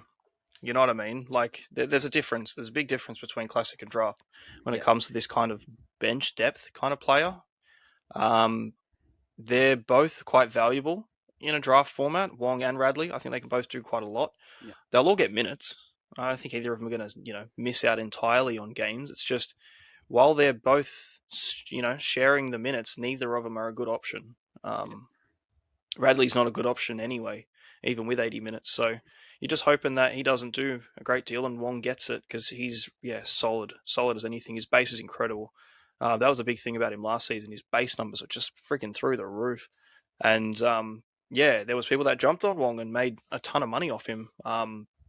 I had him in draft as well. So the buys come around, and when you've got Crichton and Wong as your starting second rowers on a Roosters buy, you're like, I hate this game. But yeah, look, there's a fair few good players here to pick from. Just not early if they're not Crichton. He looks so big at the moment as well, Wong. I seen a photo of him the other day that they put up, and he just, wow. Weapon. Anything else to add for the 2RF side of things, boys? Neither of you boys are Wong. He's not an option. Just wait and see. Yep. Don't diss our boy too much, mate. Please, please. Sam Walker, when we go to the halfbacks, 683K. So I'm starting to need some glasses here, because some of these things are very hard to read. Hugo Savala with a 5'8" dual, 452K. And then you got Jake Elliott just spoke with a halfback duel, and then Toby Rodwell as well. A very good youngster. Probably a little bit too early for him, but over the next couple of years, keep an eye on that guy. I think we've all heard enough about him already. We don't need to tell you too much more, but he is a gun in the making. Sam Walker, 683K. Savala, I think we can just say no at the moment, because he'll just be a depth option for now with that star-studded halves pairing. But Sam Walker, 683K. Is there any temptation here? He's the only talking point. There is. Oh shit, yeah, 100%. He's currently in team builds 147. He's currently Is my this a half. Roosters only team or something you've built? Nah, I have at the moment in my team, which changes often. Changes One, I've hourly. I've got two, and he's one of them. So Crichton and Walker. yeah, yeah, that's where I'm sitting at the moment. I've gone extremely cold on Moses. The more I use my Supercoach brain and realize, no, that's not really that great. Um, yeah, I like it a lot, man. I like it a lot, and I think at his price point 680, he's going to do that. He's going to do that all the time. Uh, Goal it's just kicking. it's the goal kicking. You know what I mean? He's going to keep it. It's the partnership with Cherry Evans that I want to see more than anything. But I don't see him being the kind of halfback like Cherry Evans. Sorry, if he's going to be the 5'8", is he on the left? Is he the right? Like it's at the moment, no idea. We wait till preseason to see what goes down. You saw how he came back, man, from his little ACL niggle thing that he had going on. He was insane. Like the attacking numbers, the assist numbers. Like he came through and he was leading the assists after what 8 games or something. So yeah, there's a lot to like about Sam Walker. And I like him at his price too. I think there's good value there. 680. Trav, you don't Nah. seem as keen by the looks of your facial expressions. Nah, not for me. Nah, not at There you all. go. So what? Why was Sam Walker is so freaking good, and like I've got him in my top 5, in a position, but who knows what position that's going to be? And Yeah. DC sitting beside him is going to want to have the ball in his hands, and the reason why Sam Walker was so good last year, was because he had Savala beside him, and Savala never has the ball in his hands, and everything was through Walker, and so he got all those stats. Now Walker's going to have to be that runner, kicker sort of thing, that because DCE is going to be the one that's guiding the ship. Now, do I agree with the Roosters doing that? Hell no. This should be Sam Walker's team. It should be, absolutely, and DCE should be the one on the side. But no, it's not going to be like that, I don't think. And I think this is all about DCE. And unfortunately for me, I have absolutely no interest in Sam Walker, other than just I'm going to watch and I'm going to see. And if he explodes and that partnership looks good, I'll get him in. But yeah, not right now. You really think Cherry Evans is going to keep Walker under his thumb? Yep. He's so greedy, man. Walker's so greedy when it gets that ball. That's what I love about it for a super It's coach boy. DCE, and Yeah. everything that just happened to get him over there, and the contentious issues and stuff like that. Like DC's not going there to go and be a second fiddle. Like DC's going there to finish his career and try and win a premiership, and it'll be all on him. And unfortunately, I just think that's going to be a Sam Walker's downfall this year.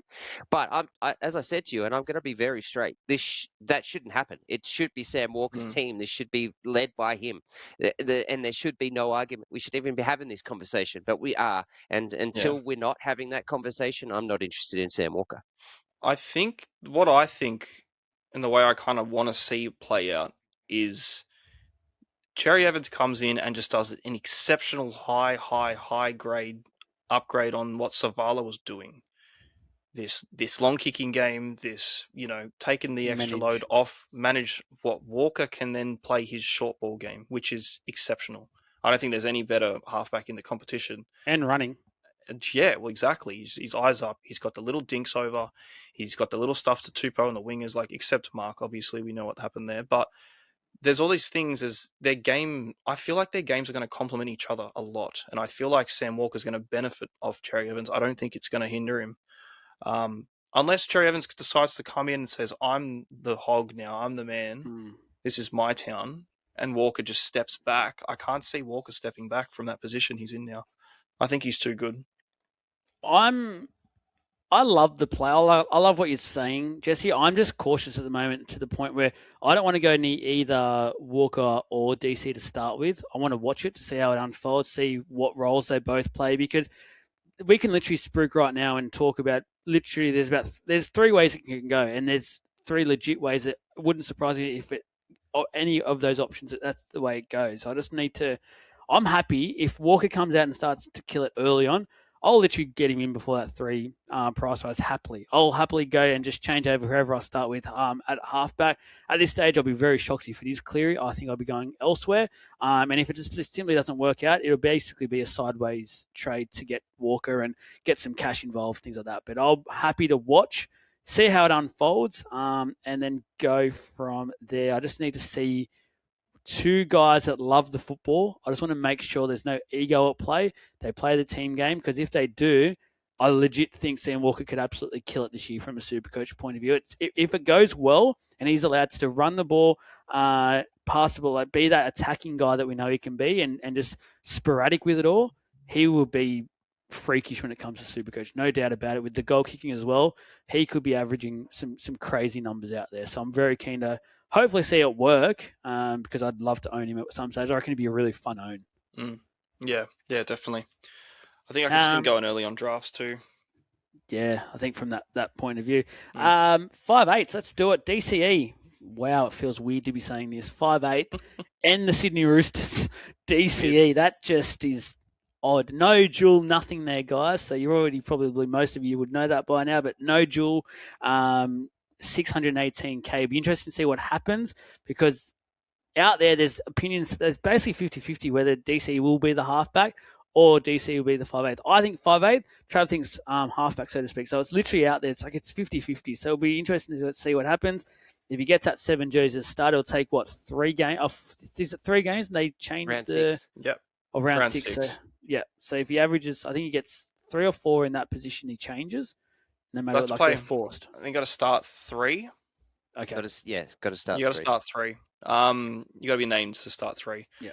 And then the dual position updates happen around 6, round 12, or somewhere in the middle, and then another one later in the year, 18 or something. So, yeah, it's a weird one, isn't it?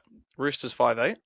It is very weird. The rest of them are duels, who we've already spoken about them all. But DCE, there is a couple out there I've seen already in some of our chats who have said they're happy to roll the dice on DCE and actually play him. Don't know if that's because of what we've said, that 5'8" is literally just a monster all good luck, basically. I'm not, as I said just before, I'm not that keen on DC at the moment. What about you boys? Thanks.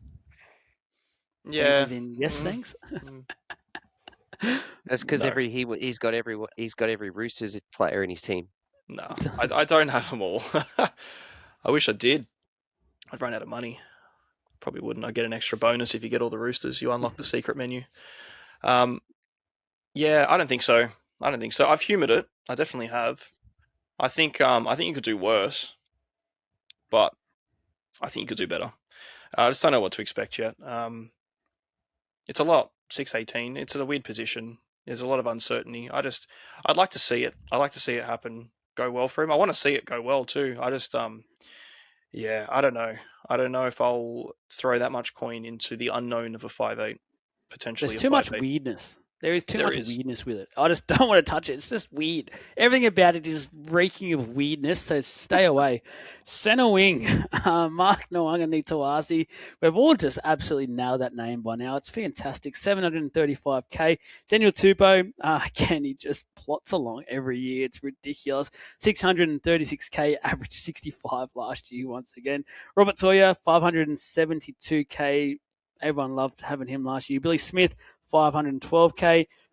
Junior Palga, 422K. Junior Tupu, a recruit over from...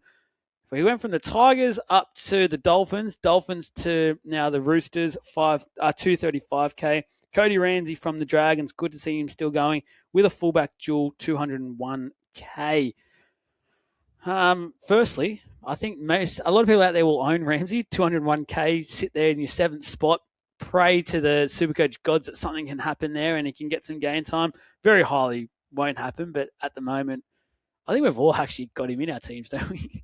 I don't. He was the guy that I threw in for 201K, but I've changed it since then. Placeholder, bottom dollar guy. Yeah. More good vibes. Yeah, it's good vibes. 100%. You put him in there he's your team captain. He's the mascot off the bench. Yes. You know what I mean? He's the orange boy. So, I'd take that for a guy that you don't expect to ever show up. But yeah, no. Imagine if you get some time. Imagine there's early on, there's 3 or 4 massive injuries for the Roosters, and all of a sudden, Cody Ramsey, come on down. 201K. Yep. Talk to us about, boys, on a serious note, centre wings for the Roosters, some big names, some good scorers here that's done some great things over, especially the last 12 months. It heads the list of a 735K Mark Nawangani-Tawazi that I simply just can't touch for that price. No, I can't either. Not for that price.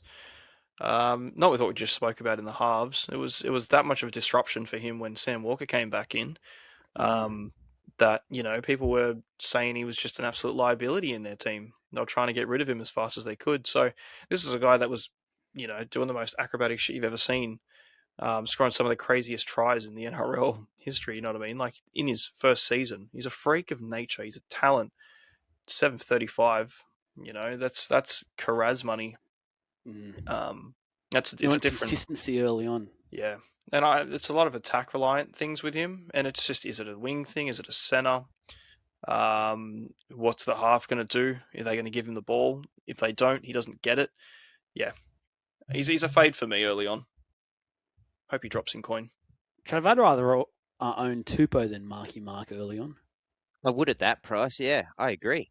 You're saving 100,000. You're getting a guy who averaged last year 10 less, and works his ass off every week. And absolutely, and is an aerial threat. For all the extras, the extra bombs that both Walker and DC is going to be able to kick to him. But I do find it interesting how everyone talked about the conversation around Sam Walker and how that affected Mark, when in the last 5 games he went 101, 35, 81, 158, 130. Like it came good. The relationship figured out pretty quick. I mean, Walker only played the last 8 games, didn't he?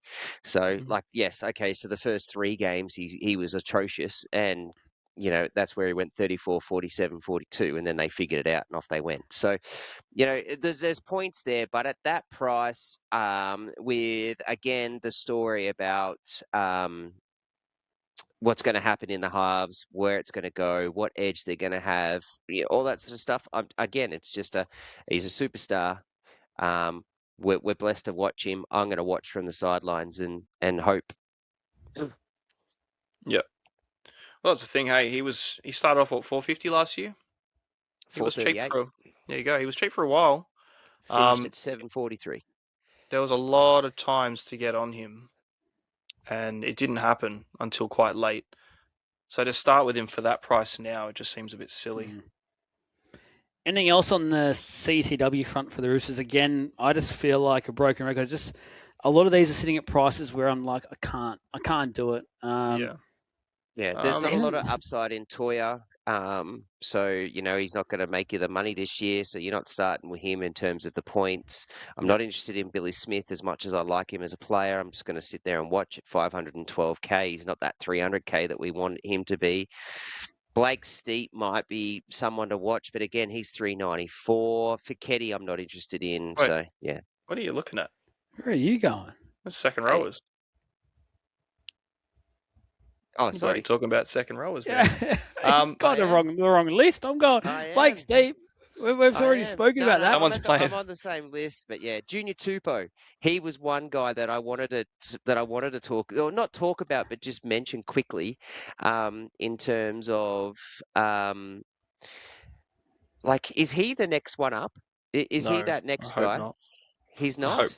I don't think so. Pauga would be the next man up, wouldn't he? He's actually. You'd think so. A decent talent. So. He is. He's decent. So is Junior Tupou. Yeah. Give me Cody Ramsey. 100%. Give me a feel-good story. Yeah, I want to see something happy. No, the Roosters just want Garrick early. Just go. Give us Garrick. Training trial this year. Yeah, we'll take him over. So. Yeah. I don't know. I'm watching Tupou pretty closely because I think he's the next one up, in my opinion, and I think he's got some good talent at a good price. But right now he's not in my team. 235. If he does get the call up, it would need to be for an extended amount of time. You know what I mean? Like, you'd need to get a run out of him. I don't think it's going to be a 1-2 game 100-point blitz for a massive break even. I just don't think he's got it in him. We didn't see it for the Finns. But for everyone else, Toya's, for Trav's point, you're getting him for what they did, and you're getting him for his points. You're not getting him for his value anymore. There's no cashies here. I don't fancy any of them except Daniel Tupou. I agree. Roosters might even sign a Michael Jennings again, 42-year-old, get him in if they're struggling injury-wise. Let's go to fullbacks. There's a guy called James Tedesco. I don't know if you've heard of him, Supercoach players, but he basically has killed this game on a yearly basis. 869K. Rex Bassingthwaite, 201k. And then we just spoke about Cody Ramsey with the duel as well. James Tedesco, what are we doing? Are we spending up 869k? I literally cannot argue anyone that wants to do it. Good luck to them. I can also see the people going, I just don't want to go that high when there is a few decent fullback options to start with, but it's just one of those, if you can do it, do it. Yeah, that's exactly what it is. At the moment, I had Tedesco. I flipped for Walsh. I flipped for Tedesco. Flipped for Walsh. I have the money in the bank to do this, and I don't know what to do. That was my question. Yeah, I love Tedesco. I do. The more I look at it, and the more I look at the Broncos' initial draw, the start, especially up to that round 5 bye for the Roosters, I like Tedesco. From that point, could be a flip to a Walsh run when the draw looks good, play a little bit of fullback flippy flop. I would feel disgusting trading Tedesco just because of a bye leading into a run of fixtures. But if it works out that way, then it does. I think there could be a little play there, just going from gun to gun and keeping that run moving. Or just keep Tedesco because he's fixture proof and he's a freak. And the team coming up the way it is now, I see it just him just doing it again. Age is a number for him. He's like fine wine. Yeah. So his lowest average last year was 43. That was the first round. From then on, it was not less than 73. That's stupid. Yeah, he's just so good. You just get him and you just leave it. Pretty much. And he's your captain. He's especially with the way that their draw is for a chunk of the year after round 5. He's your captain option. Yeah, like. Is he going to play Origin next year? Oh, sorry, this season? No, probably not with the way that they're going, but we think he should. But yeah, so like again, you're not having to fight that. He's got the round 5 bye, and then his next bye is round 12, and then he's sweet all the way through to round 18. Yeah, like it's just everything screams get Teddy in. At one point, I think my first team that was advertised was Teddy and Walsh was in my fullback. Once I dropped them both down, I found out that I had 534k to play with, and that helped as well. But I don't know. I'm the more I lean to it, the more I'm thinking I'm just going to start with those two. Yeah, it makes sense. Is there a possibility that now that the last probably 2 years, I think it's fair to say, he's been almost forced to be heavily involved almost on a weekly basis and just be the guy, whether it's because of injury, just the lack of player quality that the Roosters had there in key positions or whatever it was, he just almost had to turn up every week and be the guy. He'll start this year and the Roosters finally with a chance to go, you know what, you can actually just play a more traditional fullback role where you can literally just linger around, pop up when you see fit with 2 star halves who love to take control, love to own the football side. You don't need to be doing that sort of stuff anymore. Is there a chance that we don't see a Tedesco that we've seen the last couple of years, or it's just Tedesco, it's what he does? He'll probably play that role and still find points. I think he gets better. I Better? think this is the premiership run. I think it's Dally M. This is their last shot before things start to change a lot for the team. If he's going, and you're talking about like how much does he want to get the ball and how much does he need to do? You know what I mean? That's like kind of where you're coming from with this thing. I don't see how Tedesco will want to take a back seat just because he's got another half back there. You know, he's not going to be like, okay, now I can just put my legs up. This guy's a superstar, man. Like he's out there to be the best player on the field every single week. I think he might not want to, but he'd be getting the ball 2 or 3 men out. So it's up to the inside guys to actually get him the ball. And if DC or Sam Walker decide to go like their edges or something more often, it may. I'm just thinking of reasons why that maybe it won't happen. So, well, Cherry Evans had Turbo with him. That's he played pretty well. I don't know if you heard of him. Like he knows how to play with a good fullback. Where's he been? Sam Walker's had Tedesco there. Tedesco's the best one there is. Like, I can't see it being a negative. Genuinely, I just look at it and I go, Tedesco is always good. He's always good, and I don't think this is going to make him any worse. Whether he's another year older or anything changes, the team is gearing up for this push now. Like they've got something to do this year. this is the year to do it. Yeah, he's not going backwards. Call me crazy.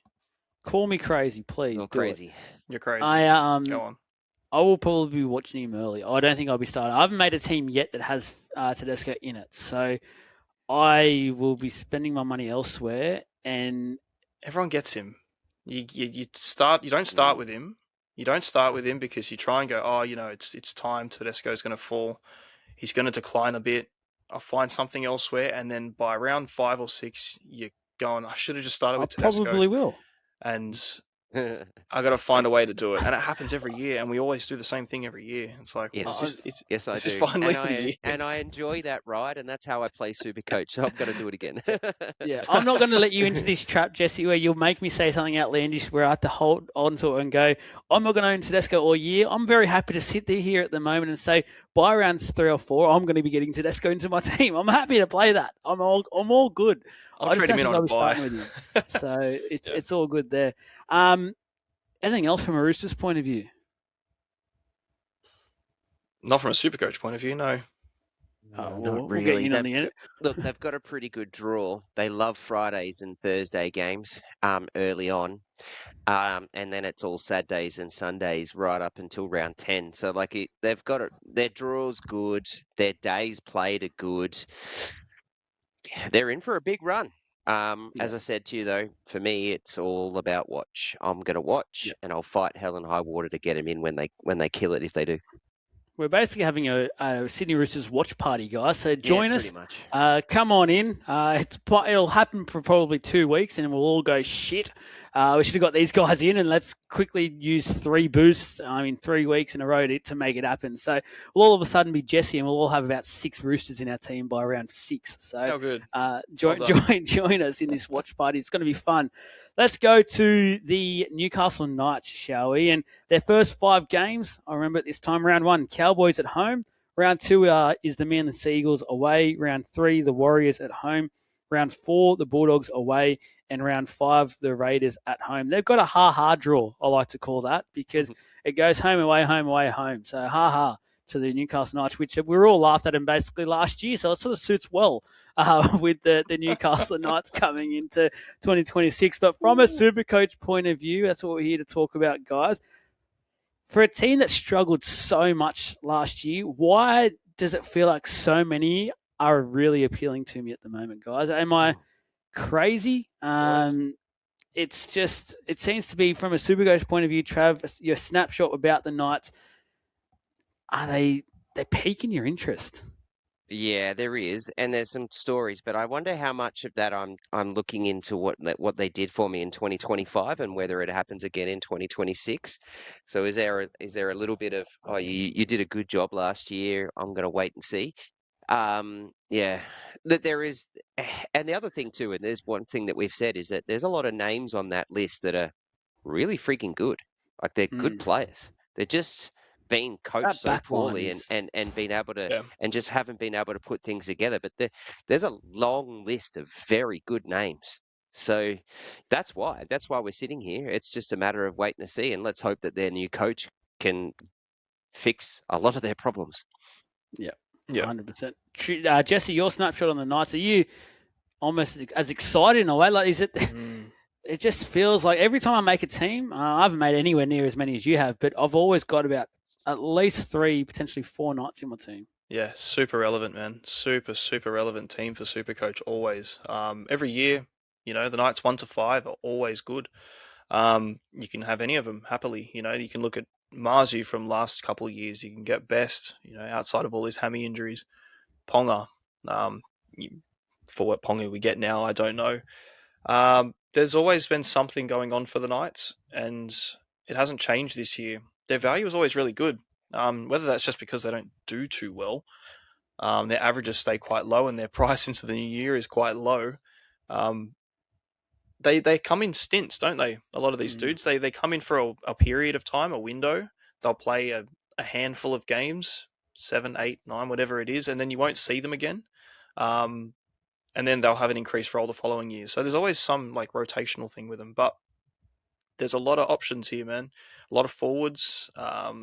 the backs always look the same for them, but a lot of changes this season. I think that's a bit of a positive. There's a shining light on the Knights, and you kind of just Yeah. expect them to be better. Yeah, Holbrook is he's as a coach, he's very big on attack. That's one thing we know for sure. And so I have a feeling that if this Knights squad, this side can play to their strengths, a lot of them have attacking prowess. They're exactly very, right. very good attacking side. So which obviously relates very well to a Supercoach point of view also. So they might not be absolutely amazing from an NRL point of view, but from a Supercoach point of view, I think there's a lot to discuss in this one. So let's get into it. So hooker, Sandon Smith, recruit from the Roosters with a 5'8" dual, 506k. Phoenix Crosland, 381k.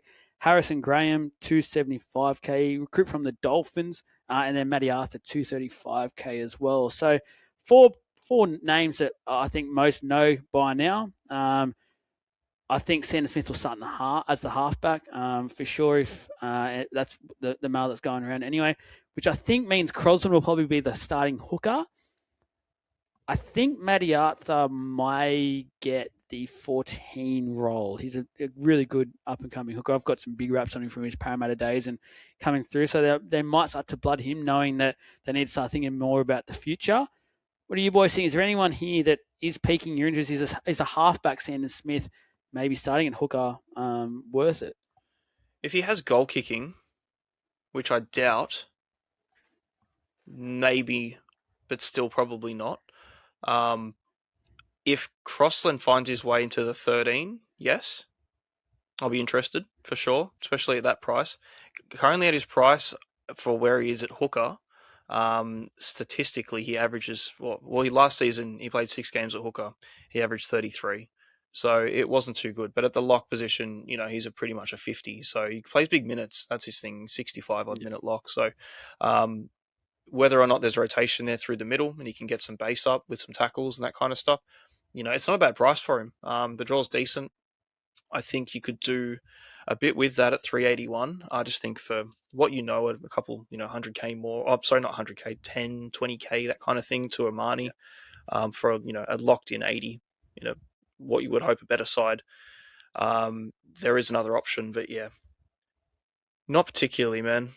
Yeah. Oh, that's interesting. I am very keen on Sandon Smith, especially if he's playing at that halfback role, which is what the talk. But even if Sandon Smith finds his way to hooker, I'm still interested in him. I think that 506 is slightly awkward, but I think it's a good price. Like it's not hard to push up in that 5'8" spot. It's also not hard to push down in hooker and 5'8". So if it fails, but like all the mail is that him and Brown have done crap loads of work in the halves over the preseason so far in the last couple of months. Which I find interesting because Brown's just coming back from, or has probably only just been released from international rest. But yeah, Sandon Smith is definitely someone on my radar, especially if he can pull out some of the stuff that he did for the Roosters last year and pull it into this year and unlock Dylan Brown as a running 5'8". I'm very interested in what Sandon Smith can do. My big thing on Sandon Smith really at that kind of thing, with the average that he got, that 51.7, he without kicking it was 39.8, and he's not going to be kicking, and he's playing in a worse team, subjectively worse. Going from the Roosters to the Knights, but I just don't see how that is its value for him. He played as a 7 for the Roosters, and we played him as a number 9 in Supercoach. So it's not like there's a change up there. He was still a 7, and he was still our hooker in the game. It was much cheaper. And he was way cheaper, and that's why it was nice, because you put up with the low scores. Not that there were many of them anyway. And when they got a roll on, he had a hand in a lot of that, which I expect him to do, and that's what he's going to need to do. But even still, with all the work that he had to do in attack and everything for the Roosters, that did all right. He averaged 40 without goal kicking. So if he gets the goal kicking, I'll definitely have an eye on him, because it's going to bump him up. Automatically it bumps him up 10, 12 points. And if the Knights get that attack going, like you expect him to do, that could be 16, could 20 points a game potentially if he's really going for it. But again, man, whoever kicks for the team has a lot of potential. I just don't think it's going to be him, which kind of puts a bummer on him a little.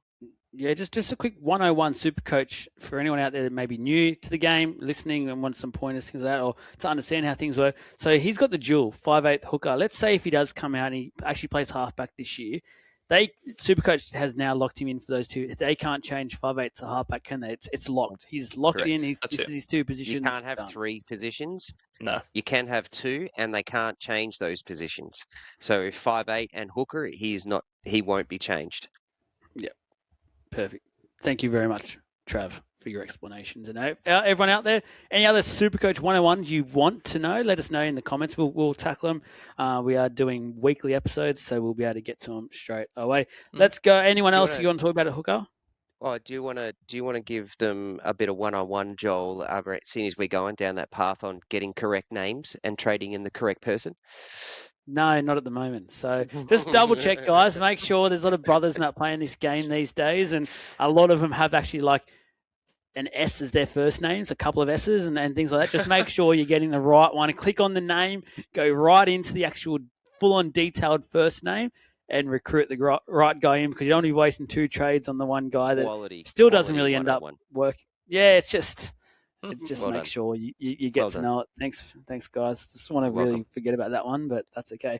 Front row forwards, they've got 11 on this list. I'm not going to go through every single one of these because half of them won't matter. But let's talk about Trey Mooney, 2 RF dual, 442k. Hold on to that name. We are going back to him. You will want to know why as well. Matty Croker, 2 RF dual, 440k. Jacob Saifidi, 426k. Tyson Frizzell, dual 2 RF, 2 RF, 424k. Brody Jones, 2 RF dual, 336k. Peter Holler, 235k. Cody Hopwood, an absolute gun in the making, 235k.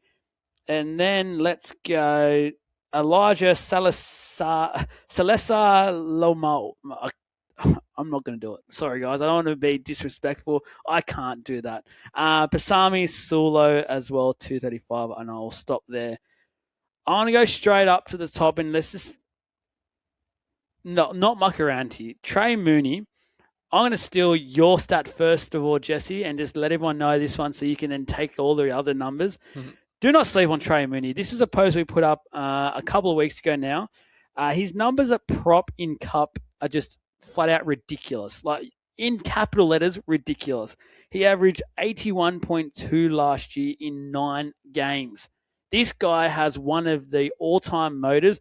Straight away, you hear that, you're starting to think of T. May and Payne Hastings. Like, this guy can do it. This guy can go. The Knights at the moment, just going through that list, you can see, they've got names there, they've got some numbers there, but they still they're lacking quality in the forward pack, especially in the middle. I'm anticipating Trey Mooney will be playing big minutes weekly. I think this guy is one of the most must-own this year. I hope I'm not overdoing this. Please come in, boys. I think he is one of the top 2 or 3 must-haves. He's a very hot prospect, man.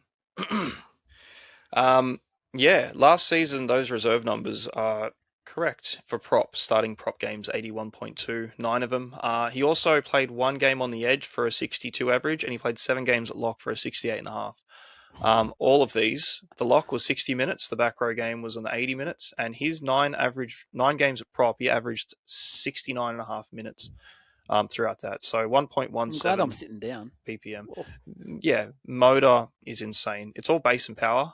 In those 9 prop games, he base and powered 69. So off a 4, what's he average that price at a 44 average, give or take? 44, Man, like it could be huge. How it translates is a whole different thing. And going to the Knights, different everything, you know what I mean? It's an entirely different shift. He's got to step up to it, but he has everything here on paper. Looking what he's done already, it's huge. And you can break that open even further. 35 games at prop in reserve, 76 average. It doesn't go down too far. 14 games on the edge, 64 average. 13 games at lock, 62 average. Kind of know what you're going to get out of him.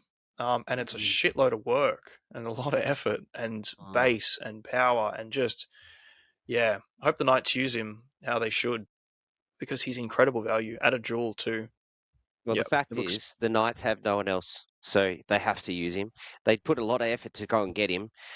We all know that the Canberra Raiders loved him. They didn't want to get rid of him. I know that Ricky Stewart loves him. He didn't want to get rid of him. But it's just literally we don't have a spot for you, bro.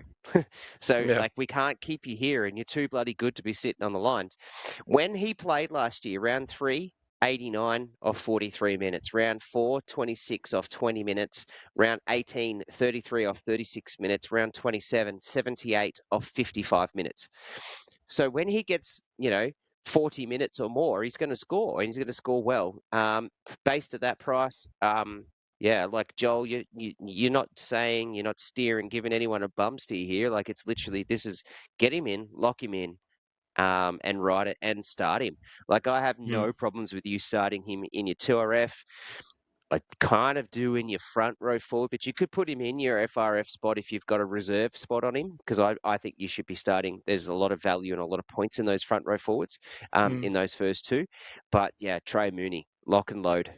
Yeah, I also think too, depending on how your budget's allocated, I do love the second row play for him. I think at his price, there isn't many other good guys around what can do what he can. I have also tabled the idea at the moment with that Carrigan in my FRF2. If you are looking at going down and you just can't do it anywhere else, I really like him for a front row too. Yeah. For what he can do as well, because it reminds me a lot of Terrell May 2 years ago. Same price, same price to start. Obviously, world beater at the time too, and went up a lot. So there's potential it can be done, but you can really put him anywhere. I think you just got to have him. Yes, and basically from the start, you don't want to be missing out. Hopefully, and I reckon we'll talk about it more and more as the season approaches and things like it won't go away more and more. But I reckon he'll be one of the most high owned once the stats not coming out. We get close, he'll be up there. He has to be up there with what he can do. Just I hope this is one of those guys that he plays like consistent year as well, and not riddled by injuries, stuff like that, because we could be in for one of the all-time Supercoach seasons. Going down the list as well, there's a lot. Obviously, there's a lot of jewels in this Knights team, which can come in handy. To be honest with you, not much is tickling my fancy, apart from when I look at Cheapy Alert, Cody Hopwood, which he doesn't have a jewel, unfortunately, but at 235k. Link from the United has obviously spoken to us a couple of times. Me and Trav at the pub talk, things like that. Humongous raps on him. We've all seen bits of him. We all know now. We haven't been living under a rock. The Knights absolutely love this bloke. This is a massive watch though on team list in roll watch. What he can do if he can get some time and what minutes he gets. So, but if he can get something happening, if there's a few injuries and he gets some great time, he could be another one that you sit there. He can go along consistently at like a 50 average or something and just get up to that 500k and see what you can do from there. But boys, I'm keen, very, very keen on Cody Hopwood. Just obviously, again, it's just one of those watches, unfortunately. Yeah, you need one. You just need to plug one away.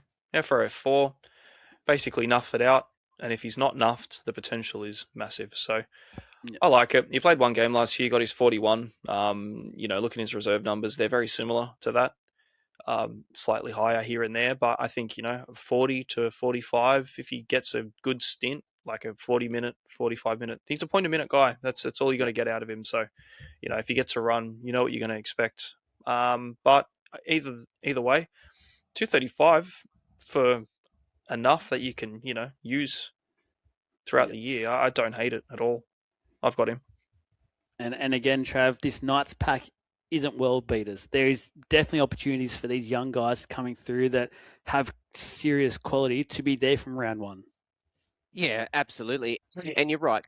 Hopwood is a future star in the making. I wouldn't have him at my front row forward 4 because I want a dual 2RF. So that I can do a change, which I need to do because I've got Trey Mooney in my 2RF at the moment, and there's a few other things that I'm playing around with. So, no, if he starts, I'll have him in there somewhere. Probably the third one, but I'll be nuffing that 4th spot with a dual. Yep. Anything else, Fair. boys? No, not many super relevant front rowers at the Knights outside of one, Trey Mooney. Kasami Sulo's a recruit as well that they've got who starting very, very cheap. Just keep an eye on these guys who are very, very cheap. See what happens. But with this forward, for me, I'm just looking at this forward pack at the Knights that's going. I feel like there's going to be some good opportunities to get something potentially quickly, but we'll just see. 2RF, the guy himself, Dylan Lucas, 744k, average in 13 matches last year, 76.2. He's a Supercoach god. Yep. Just spoke about Trey Mooney, just spoke about Croker, Frizzell, or Jules. Jermaine McEwen, 407k. Thomas Kant, 377k. Brody Jones, already spoke about with the Jewel, and the rest do not worry about for now. What are we thinking? Is Dylan Lucas a guy that you can play to start with? Is there any impact for him? Where are we at with him? It's a bit of Bicky, but the bloke is a certified Supercoach stud. I very much had interest in Dylan Lucas last year when in my centres. Didn't put him in my 2RF at all, I don't think. He's at Hudson Young type numbers, and Hudson Young did it for the whole season. Dylan Lucas got injured after 13 matches and actually had issues during that 13 matches too. So the dude's a star. He's a very much so a favourite player of mine. I love watching the way he goes about it, but at 744k, that's top dog. And I don't see it just yet. Yeah, it's like he's elite, man. There's no doubting that. It's a shame he's lost his centre, but he was lucky to have it in the first place. Yep. Yeah, I don't know, man. I can't do it. Hey, it's too much. It's too much. There's too many other players at the Knights, and I don't want to have too many invested in the Knights. That's a problem. Yeah. I like Mooney. I really like McEwen. Yes. We'll get to him soon as well. I just don't know how many Knights you can have. And I just don't know if you can pay 744 for Dylan Lucas in round one, unfortunately. Yeah. I don't think he'll drop far. I don't think you're going to get Dylan Lucas on a discount, which is really good for his price. Like, you're going to get what you're paying for. Because, yeah, there was games where he was tonning up. I think he had that one massive one, got like 3 tries in the first half or something. Like, he's got it Penrith. in him. Yeah. That was what was that? A buy round? Mini buy or something? Yeah, at Bathurst, and that's when Ivan Cleary tore shreds off him and said, "This is embarrassing. This isn't the Penrith way." Yeah, he can do it against the. Sorry, Trav. Can I jump in? Because I'm actually talking myself into something here because I've currently got Hudson Young in my 2RF. Okay. Doesn't have a bye till round 12. Does Dylan Lucas play Origin? No. He should. There's a chance. I wouldn't write that off, actually. But I don't think he does. Like, is he pushing Hudson Young out? He could be on a bench, though. Yeah. Could easily come off the bench. Push Olakau'atu out. Yeah, maybe. I don't think he does. So let's just say he doesn't. So round 12 bye, round 15 bye, then doesn't have another bye till 27. Ooh, damn. You can do it. Yeah, you definitely can do it. I think you can start with lots of Knights, guys. Yeah. If they're viable, I think you very much so can. And I'm talking myself into starting him over Hudson Young. Yeah, I don't think he's going to be highly owned either, which is nice. I think people will just be scared away from it. But yeah, I think you have him and you're so confident playing him every week. Like, unless something injury related happens to him, there is no way Dylan Lucas is putting up a bad score. It's just, he does not have it in him. And that left side too, with what they are expecting to have over on that left, Fletcher Sharp, Best, him, and then Brown. Like, come on, man. It's so nice. It's so good. I just did it. Live trade, first one of the year. There'll be many more. There's the first one in Team Picker. I talked myself into it. Yeah, it's very easy to talk yourself into it. Hey, I'm almost doing the same thing. But yeah, I'd be looking at a second row of Lucas, Mooney, and McEwen. So I don't think I will do that. But yeah, I don't know. It'd be very hard to justify starting all 3 Knights, but you can. You definitely can. Yeah. Have a bye I love him, man. He's great. Yeah. He's extremely fit as well. He's just a great player. If he can stay fit around that Origin time, it would not surprise me if there is some rep football for him this year. You've spoken about this name a couple of times now. Jermaine, there's an edge spot up for grabs at the Newcastle Knights, and I think there's two guys going for it. And I think whoever gets it, it's very likely that it turns into basically an 80-minute edge roll. So it means either of these guys, I think, can be money. Jermaine McEwen at 407k, averaged 41.7 last year in 16 games, and Thomas Cant, 377k, 38.6 average last year in 18 games. You can't take much out of both of those for last year because they were just very inconsistent minutes-wise, and they were just all over the shop last year. But whoever can land this spot in round one, I reckon I'll be going all in on. It's McEwen. I don't think there's much to worry about there, personally.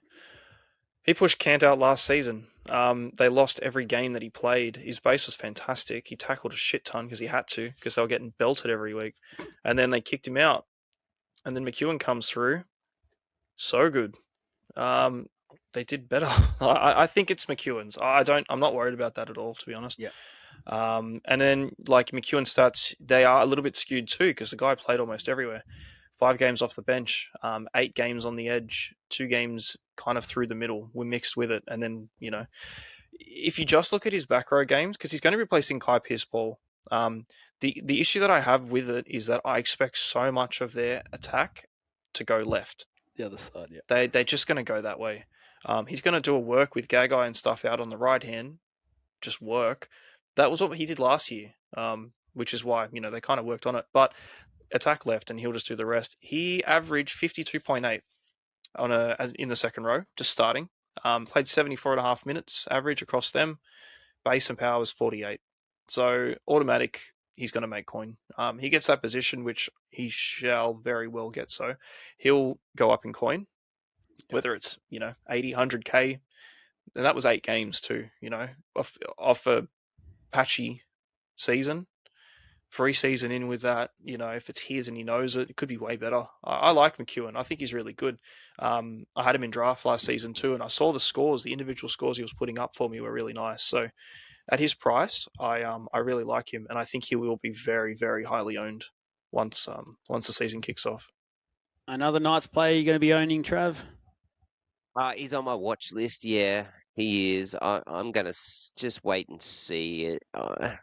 I've got a few other ones that I'm interested in that are cheaper that I'm gonna watch and wait and see. But any game that he played above 60, he got a pretty good score. Other than the round 5 game against the Bulldogs, when the Bulldogs were actually playing good defense, and they got 42 off 78 minutes. But on an 80, 52, a 66, a 55, an 80, a 72, an 80, a 44, an 80, a 66, an 80, a 60. He's got talent. It's just whether it happens. He was starting that left edge. I think it was left edge. It would have been left edge actually, because old mate was out, Lucas. But round 20 onwards, he got 52, 55, 72, 44, 66, 60, and 32 at the very end in 50 minutes. In a demolition to the mighty Eels. That's right. Spoon bowl. They're going for the 8. They're good scores. For a guy that's 400, you expect if you can get it 60, a 55 to a 60 most of the time out of a 407k night second rower, I think you can be very happy with that.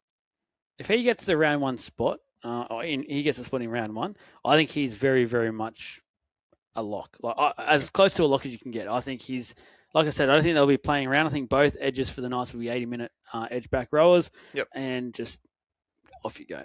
You could honestly have both of them start come round 1, and I don't think you go too wrong there. And I think it's fair to say no one else on the list entertains us. No. We've fanboyed the Knights edge back rowers for long enough. Halfback. Wow. Dylan Brown. Talk about things that sound weird and just seem weird to say. Dylan Brown, halfback for the Newcastle Knights at 535k. Now, I think, we've already said this, but I think it's pretty obvious going off, especially what he did for the Kiwis. He will be 5'8" for the Knights. Majority of training so far, he has been the 5'8" there in Newcastle. would shock me if he actually does play halfback. He's not a halfback. He won't play it. The other one, Tyson Gamble with a 5'8" dual, 281K. Will be surprised if he sees first grade, personally. But Dylan Brown, boys, I think he will get the dual with the 5'8" tag by round 6. If not, will they do anything before the season, Yes. do you reckon? Yeah, for sure. Yeah, They that's why will? they took there'll be so many adjustments. jewels away. Okay. They didn't want to have the issue they had last year with Sharp, where there was locked a few himself players in. where they locked him. Yeah, They've done it sloppy. with Sandon already, and they've kind of fumbled it. But they took it away, and then I think Saints has come out and said that there will be dual position updates coming through before round 1 team lists come through, and they're going to try and be accurate with it instead of putting him through early. So no interest with him at halfback. So much Massively. interest with him at 5'8". So much interest at Yeah. 5'8". As a dual at 535, that's the hole in the 5'8" price list at the moment that we're missing. Next to Purdue, he'll be cheaper than Purdue. When that dual comes in, which it should, there's a good chance I'll be tossing that one in the ring. I'm with you. If he gets the 5'8" dual, I think he will be my 5'8" to start the season. I think I'll happily downgrade Munster to Dill Brown to start the year. Trav, what do you think with Dill Brown? Oh, there's so much to prove. So much to prove. At $1.3 million a year, he's got even more to prove on that as well. So, I'm so keen on Dylan Brown. So keen as well, but I won't at halfback. I will when he gets that 5'8". Just at the moment, I haven't got him because I don't want him at halfback. Yeah, that's fair. Pretty straightforward, I feel like, for that one.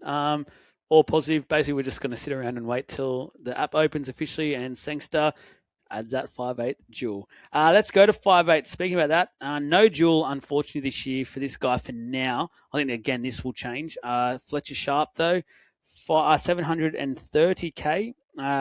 Sandon Smith, we've already spoken about. Tyson Gamble, we have already spoken about as well. Fletcher Sharp, unfortunately, even when he does get the dual, at that price point, and with so much happening in this side now, he's not the go-to guy like he was for a lot last year. He was mainly their only attacking threat because Ponga was out for a lot of it. With Brown, Ponga, Smith, he'll be, whether it's wing or centre. I don't think he'll be centre because Gagai and Best I can't see leaving. I think he'll get a wing spot. I just can't do it at the moment. Yeah, it's hard, isn't it, at that price tag? When he comes down, once he has that centre wing, it'd be nice. But again, when he and played, Ponga gets his inevitable injury. Yeah, he goes to fullback. Thanks for coming. He played on the wing. What was it? Towards the end of the 24 season, I'm pretty sure. Yes. Did well. Freak, man. Did really well. So dangerous. So dangerous. And if it is that left edge, because all reports that I've seen, Holbrook doesn't like Marju. He's going to flop him off again. He did it at the Titans. He doesn't like him. So that's Sharp. He's going straight there. He's going to keep Dom Young, apparently, too. From what I've seen. How it all plays out, I don't know. But if it is, man, that left is juicy. Fletcher Sharp's dangerous, dude. He'll find his way into the middle. He'll be this second fullback anyway in attack, even if he's out on the wing. I think he's inevitable. I think he'll score really well, and you'll make every excuse to not have him. And I won't have him. And he'll bang out a ton in round 1, and I'll go, of course he did. Of course he It'll did. get to around 10 and we'll be like, why don't we have this guy in our team yet? But it's so expensive. That's it, exactly. I'm not putting Fletcher Sharp at 730K in my 5'8" spot who's going to play out on the wing. I'm not doing it. And I'm not putting between it's the base. Is it because he's like you can't put him in Karaz territory with that kind of price, even though he is like Kyle Hero, Karaz, Herbie. Mark's a bit much. Herbie's 850. Herbie's more. Herbie's more. That's right, but yet Herbie's 825. I'm happy to buy that. Ero's 705, and I'll buy that. I'm not, because they're different players. They're centers, not wingers. They're going to get a lot more carry. Fletcher Sharp's not. He's on the wing. He's got to get tries to get score. I'm just not interested. Now, if Fletcher Sharp had a dual center wing and was said that he was going to be 5'8", I would fight it Mm. very hard not to have him in my team, but I can't have everyone that's 700k and above him. Like, you just can't do it because you can't afford it. But yeah, at this point in time, 735.8 only named on the wing next to Brown, with Sandon Smith at halfback. I'm not interested. Mm. Yeah, I can see it going well for him, but I'm not going to do it. That 24 season where he played those 6 games on the wing, he averaged 75.6. So basically what he's priced at, slightly higher. Base and power of 42. In the last Good few base games, numbers. when he was pumping out tries and they made a play Mm. and they made a finals push, like that's a different time. Whereas name another winger that's averaging 70 odd. That's just a Carraz. winger. Carraz. Yeah, you got one. Yeah, you Like, do. It's not a common thing.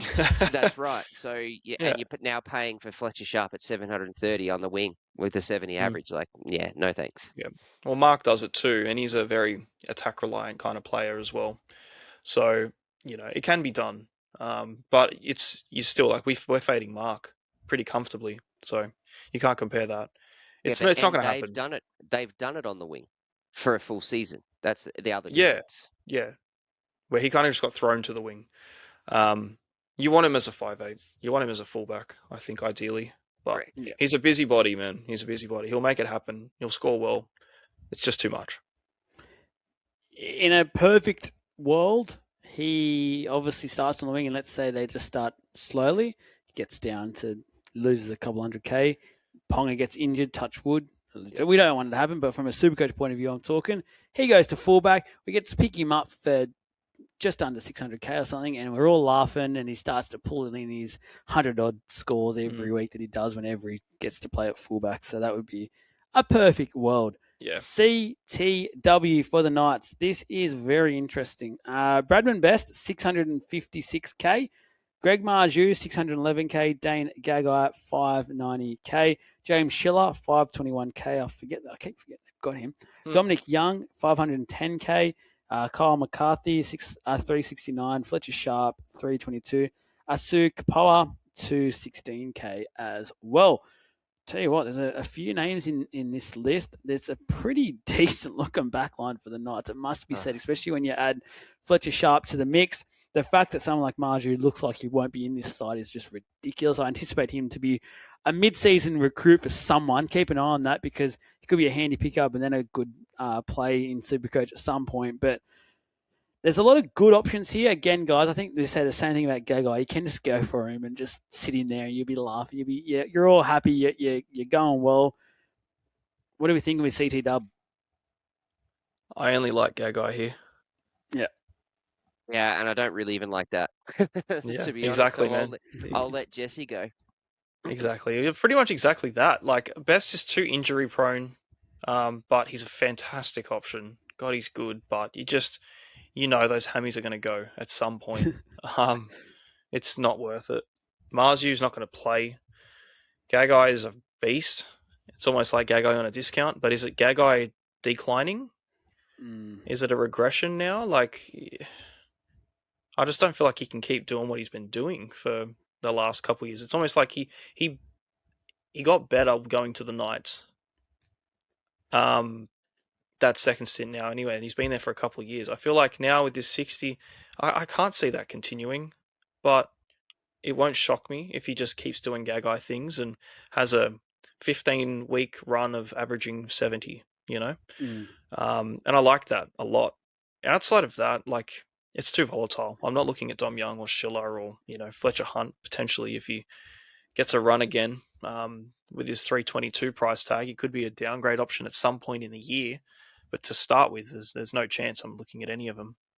Yeah, I basically agree there. I think Trav basically said that from the start that he agrees with. So I'll just move straight on to fullback because there is a little bit of a discussion here to have when it comes to a guy called Kalen Ponga, 607k. There is Connor Vitano as well down there at 235k, but very good young gun coming through that won't have much to say, I think, because Fletcher Sharp's obviously second, so it'll take a lot for him to get a bit of game time this year, maybe next year. But Ponga at 607k.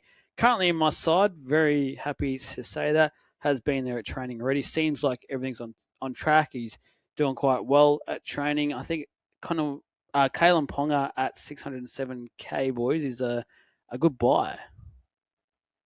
It's a very Trav? good buy. Mm. Yeah, it's a very good buy. And we're buying pedigree, aren't we? Like, okay, he didn't have a great year last year.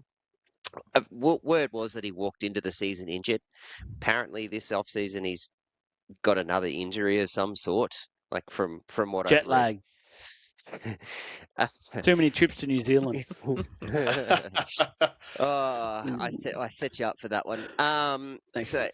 then but look, it's pedigree. Like, it's Kalen Ponga, ready to go. Mm. Like, a lot to prove. They've just finished on the bottom of the ladder. He had an injury interrupted year. At 600k, like, Jesus. At one point last year, wasn't Kalen Ponga at 400 odd somewhere there? Mm. You still wouldn't buy him. And That's we the still problem. wouldn't buy him. No, but Yeah. we're doing it now because of a preseason. He's at 600k, and we've got a few other options, and fullback is looking pretty good with some pretty tasty options. So yeah, I like it. Love that buy. Yeah, I like Are it. we getting sucked in? I think so. I like it. I always do it. I'm starting to the shine's wearing off on Kalen Ponga for me, and it did with Turbo, and I made, points about it's still Turbo, he's still a freak, he's just so injured, you just deal Yeah. with it. Ponga's doing the same thing. I'm looking at the games played in the last years, right? I'm just going to go back from 2025 backwards. He played 13 games. 24, he played 15 games. 2023, he played 18 games. Big year. There was 14 games before that. It was 14 games before that. We're going back to 2020. I'm like, he's barely stringing. It's at most he's stringing just over half a season together. Yeah. He still has a List Frank injury, as far as I'm aware. I don't think he's going to be training much in the preseason. I think it's going to be a late push to get him into round one, which is in Vegas. There's talks that he doesn't play round one, and then you're going to have Fletcher Sharp as your fullback potentially. There's just, I don't know. I don't know. Like, his price is so good, man. 600k for Ponga at his best. What we know what Ponga can do. Perfect. Yes, if it's Ponga of old. 2024 he averaged 80. Like, it's insane. The year before that he averaged 87, and then it's just, last year he was a shadow. And he played injured. Yes, but it's not like he's going into this season full fit preseason looking fantastic. He's injured again. It's like, are we going to do the same thing again? I don't know. 600k, great value if he comes back good. But yeah, I don't know. I really don't with Ponga at the moment. Is the saving grace if we do make this trade? If anyone out there does make this move, there is some decent options, similar price, so you can save yourself early if it goes to shit. Of course, yeah. And you know what? And it's one of those things where you might even just go, you know what? I might just go one of these other options, and then if I'll go to Ponga, you know what I mean? Just to see how that goes. Jai Gray will be the fullback, cheaper, 50k cheaper or whatever it is. Heaney. Fuller, if Fuller gets the run at fullback over Hammer or whoever it's to be, 100% so good. Keeney, everyone's going to have Keeney anyway. I don't think people are going to be going Ponga or Keeney, one or the other. I think you're doing Keeney and then Ponga's taken up a spot potentially for a premium.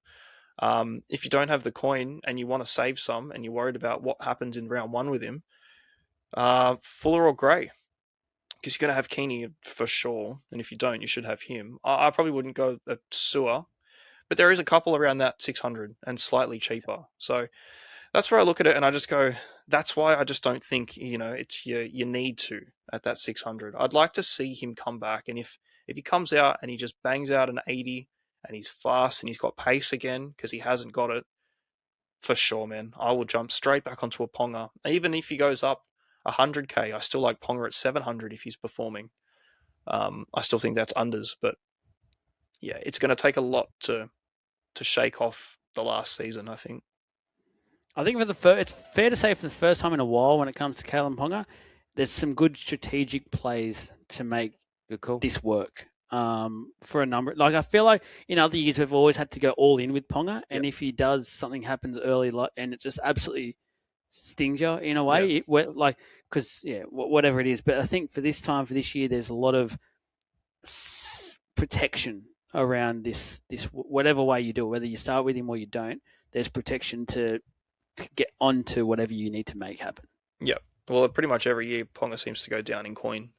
And, we're buying him at 850, 890, I think it was last season after he had his massive 2023 into 24. Like, you're buying him for over 800k every year, and you're taking a gamble. Like, we're talking about the only two that are really there right now is Walsh and Teddy, and it's like, well, which one are you having? Ponga was there. Ponga was that guy for the last couple of years, and I haven't seen it from him. So, yeah. Anything else to add, boys, when it comes to the Newcastle Knights for Supercoach 2026? Nah, man, awesome Supercoach prospects, the Knights. I think a lot to look forward to. Yep. Trav? I mean, every game that they play, Saturday, Sunday, Saturday, Saturday, Sunday, Sunday, Sunday, Sunday, Sunday, Saturday, Sunday. Nice. So dry tracks, please. Pretty much, yeah. It's they don't have primetime footy. That's okay for Supercoach. 2 o'clock, 3 o'clock, 11 p.m. Saturday, round one. Well, that's because that's in Vegas.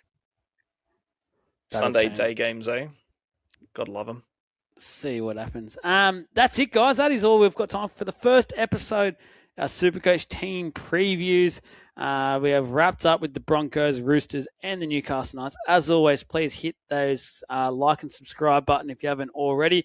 Add some comments in. Let your friends, family, everyone know about us, please. Follow us on the social media page as well. Just type in League of Inches. You'll find us everywhere. But for now, that's all we've got time for. We'll be back next week for another Supercoach episode.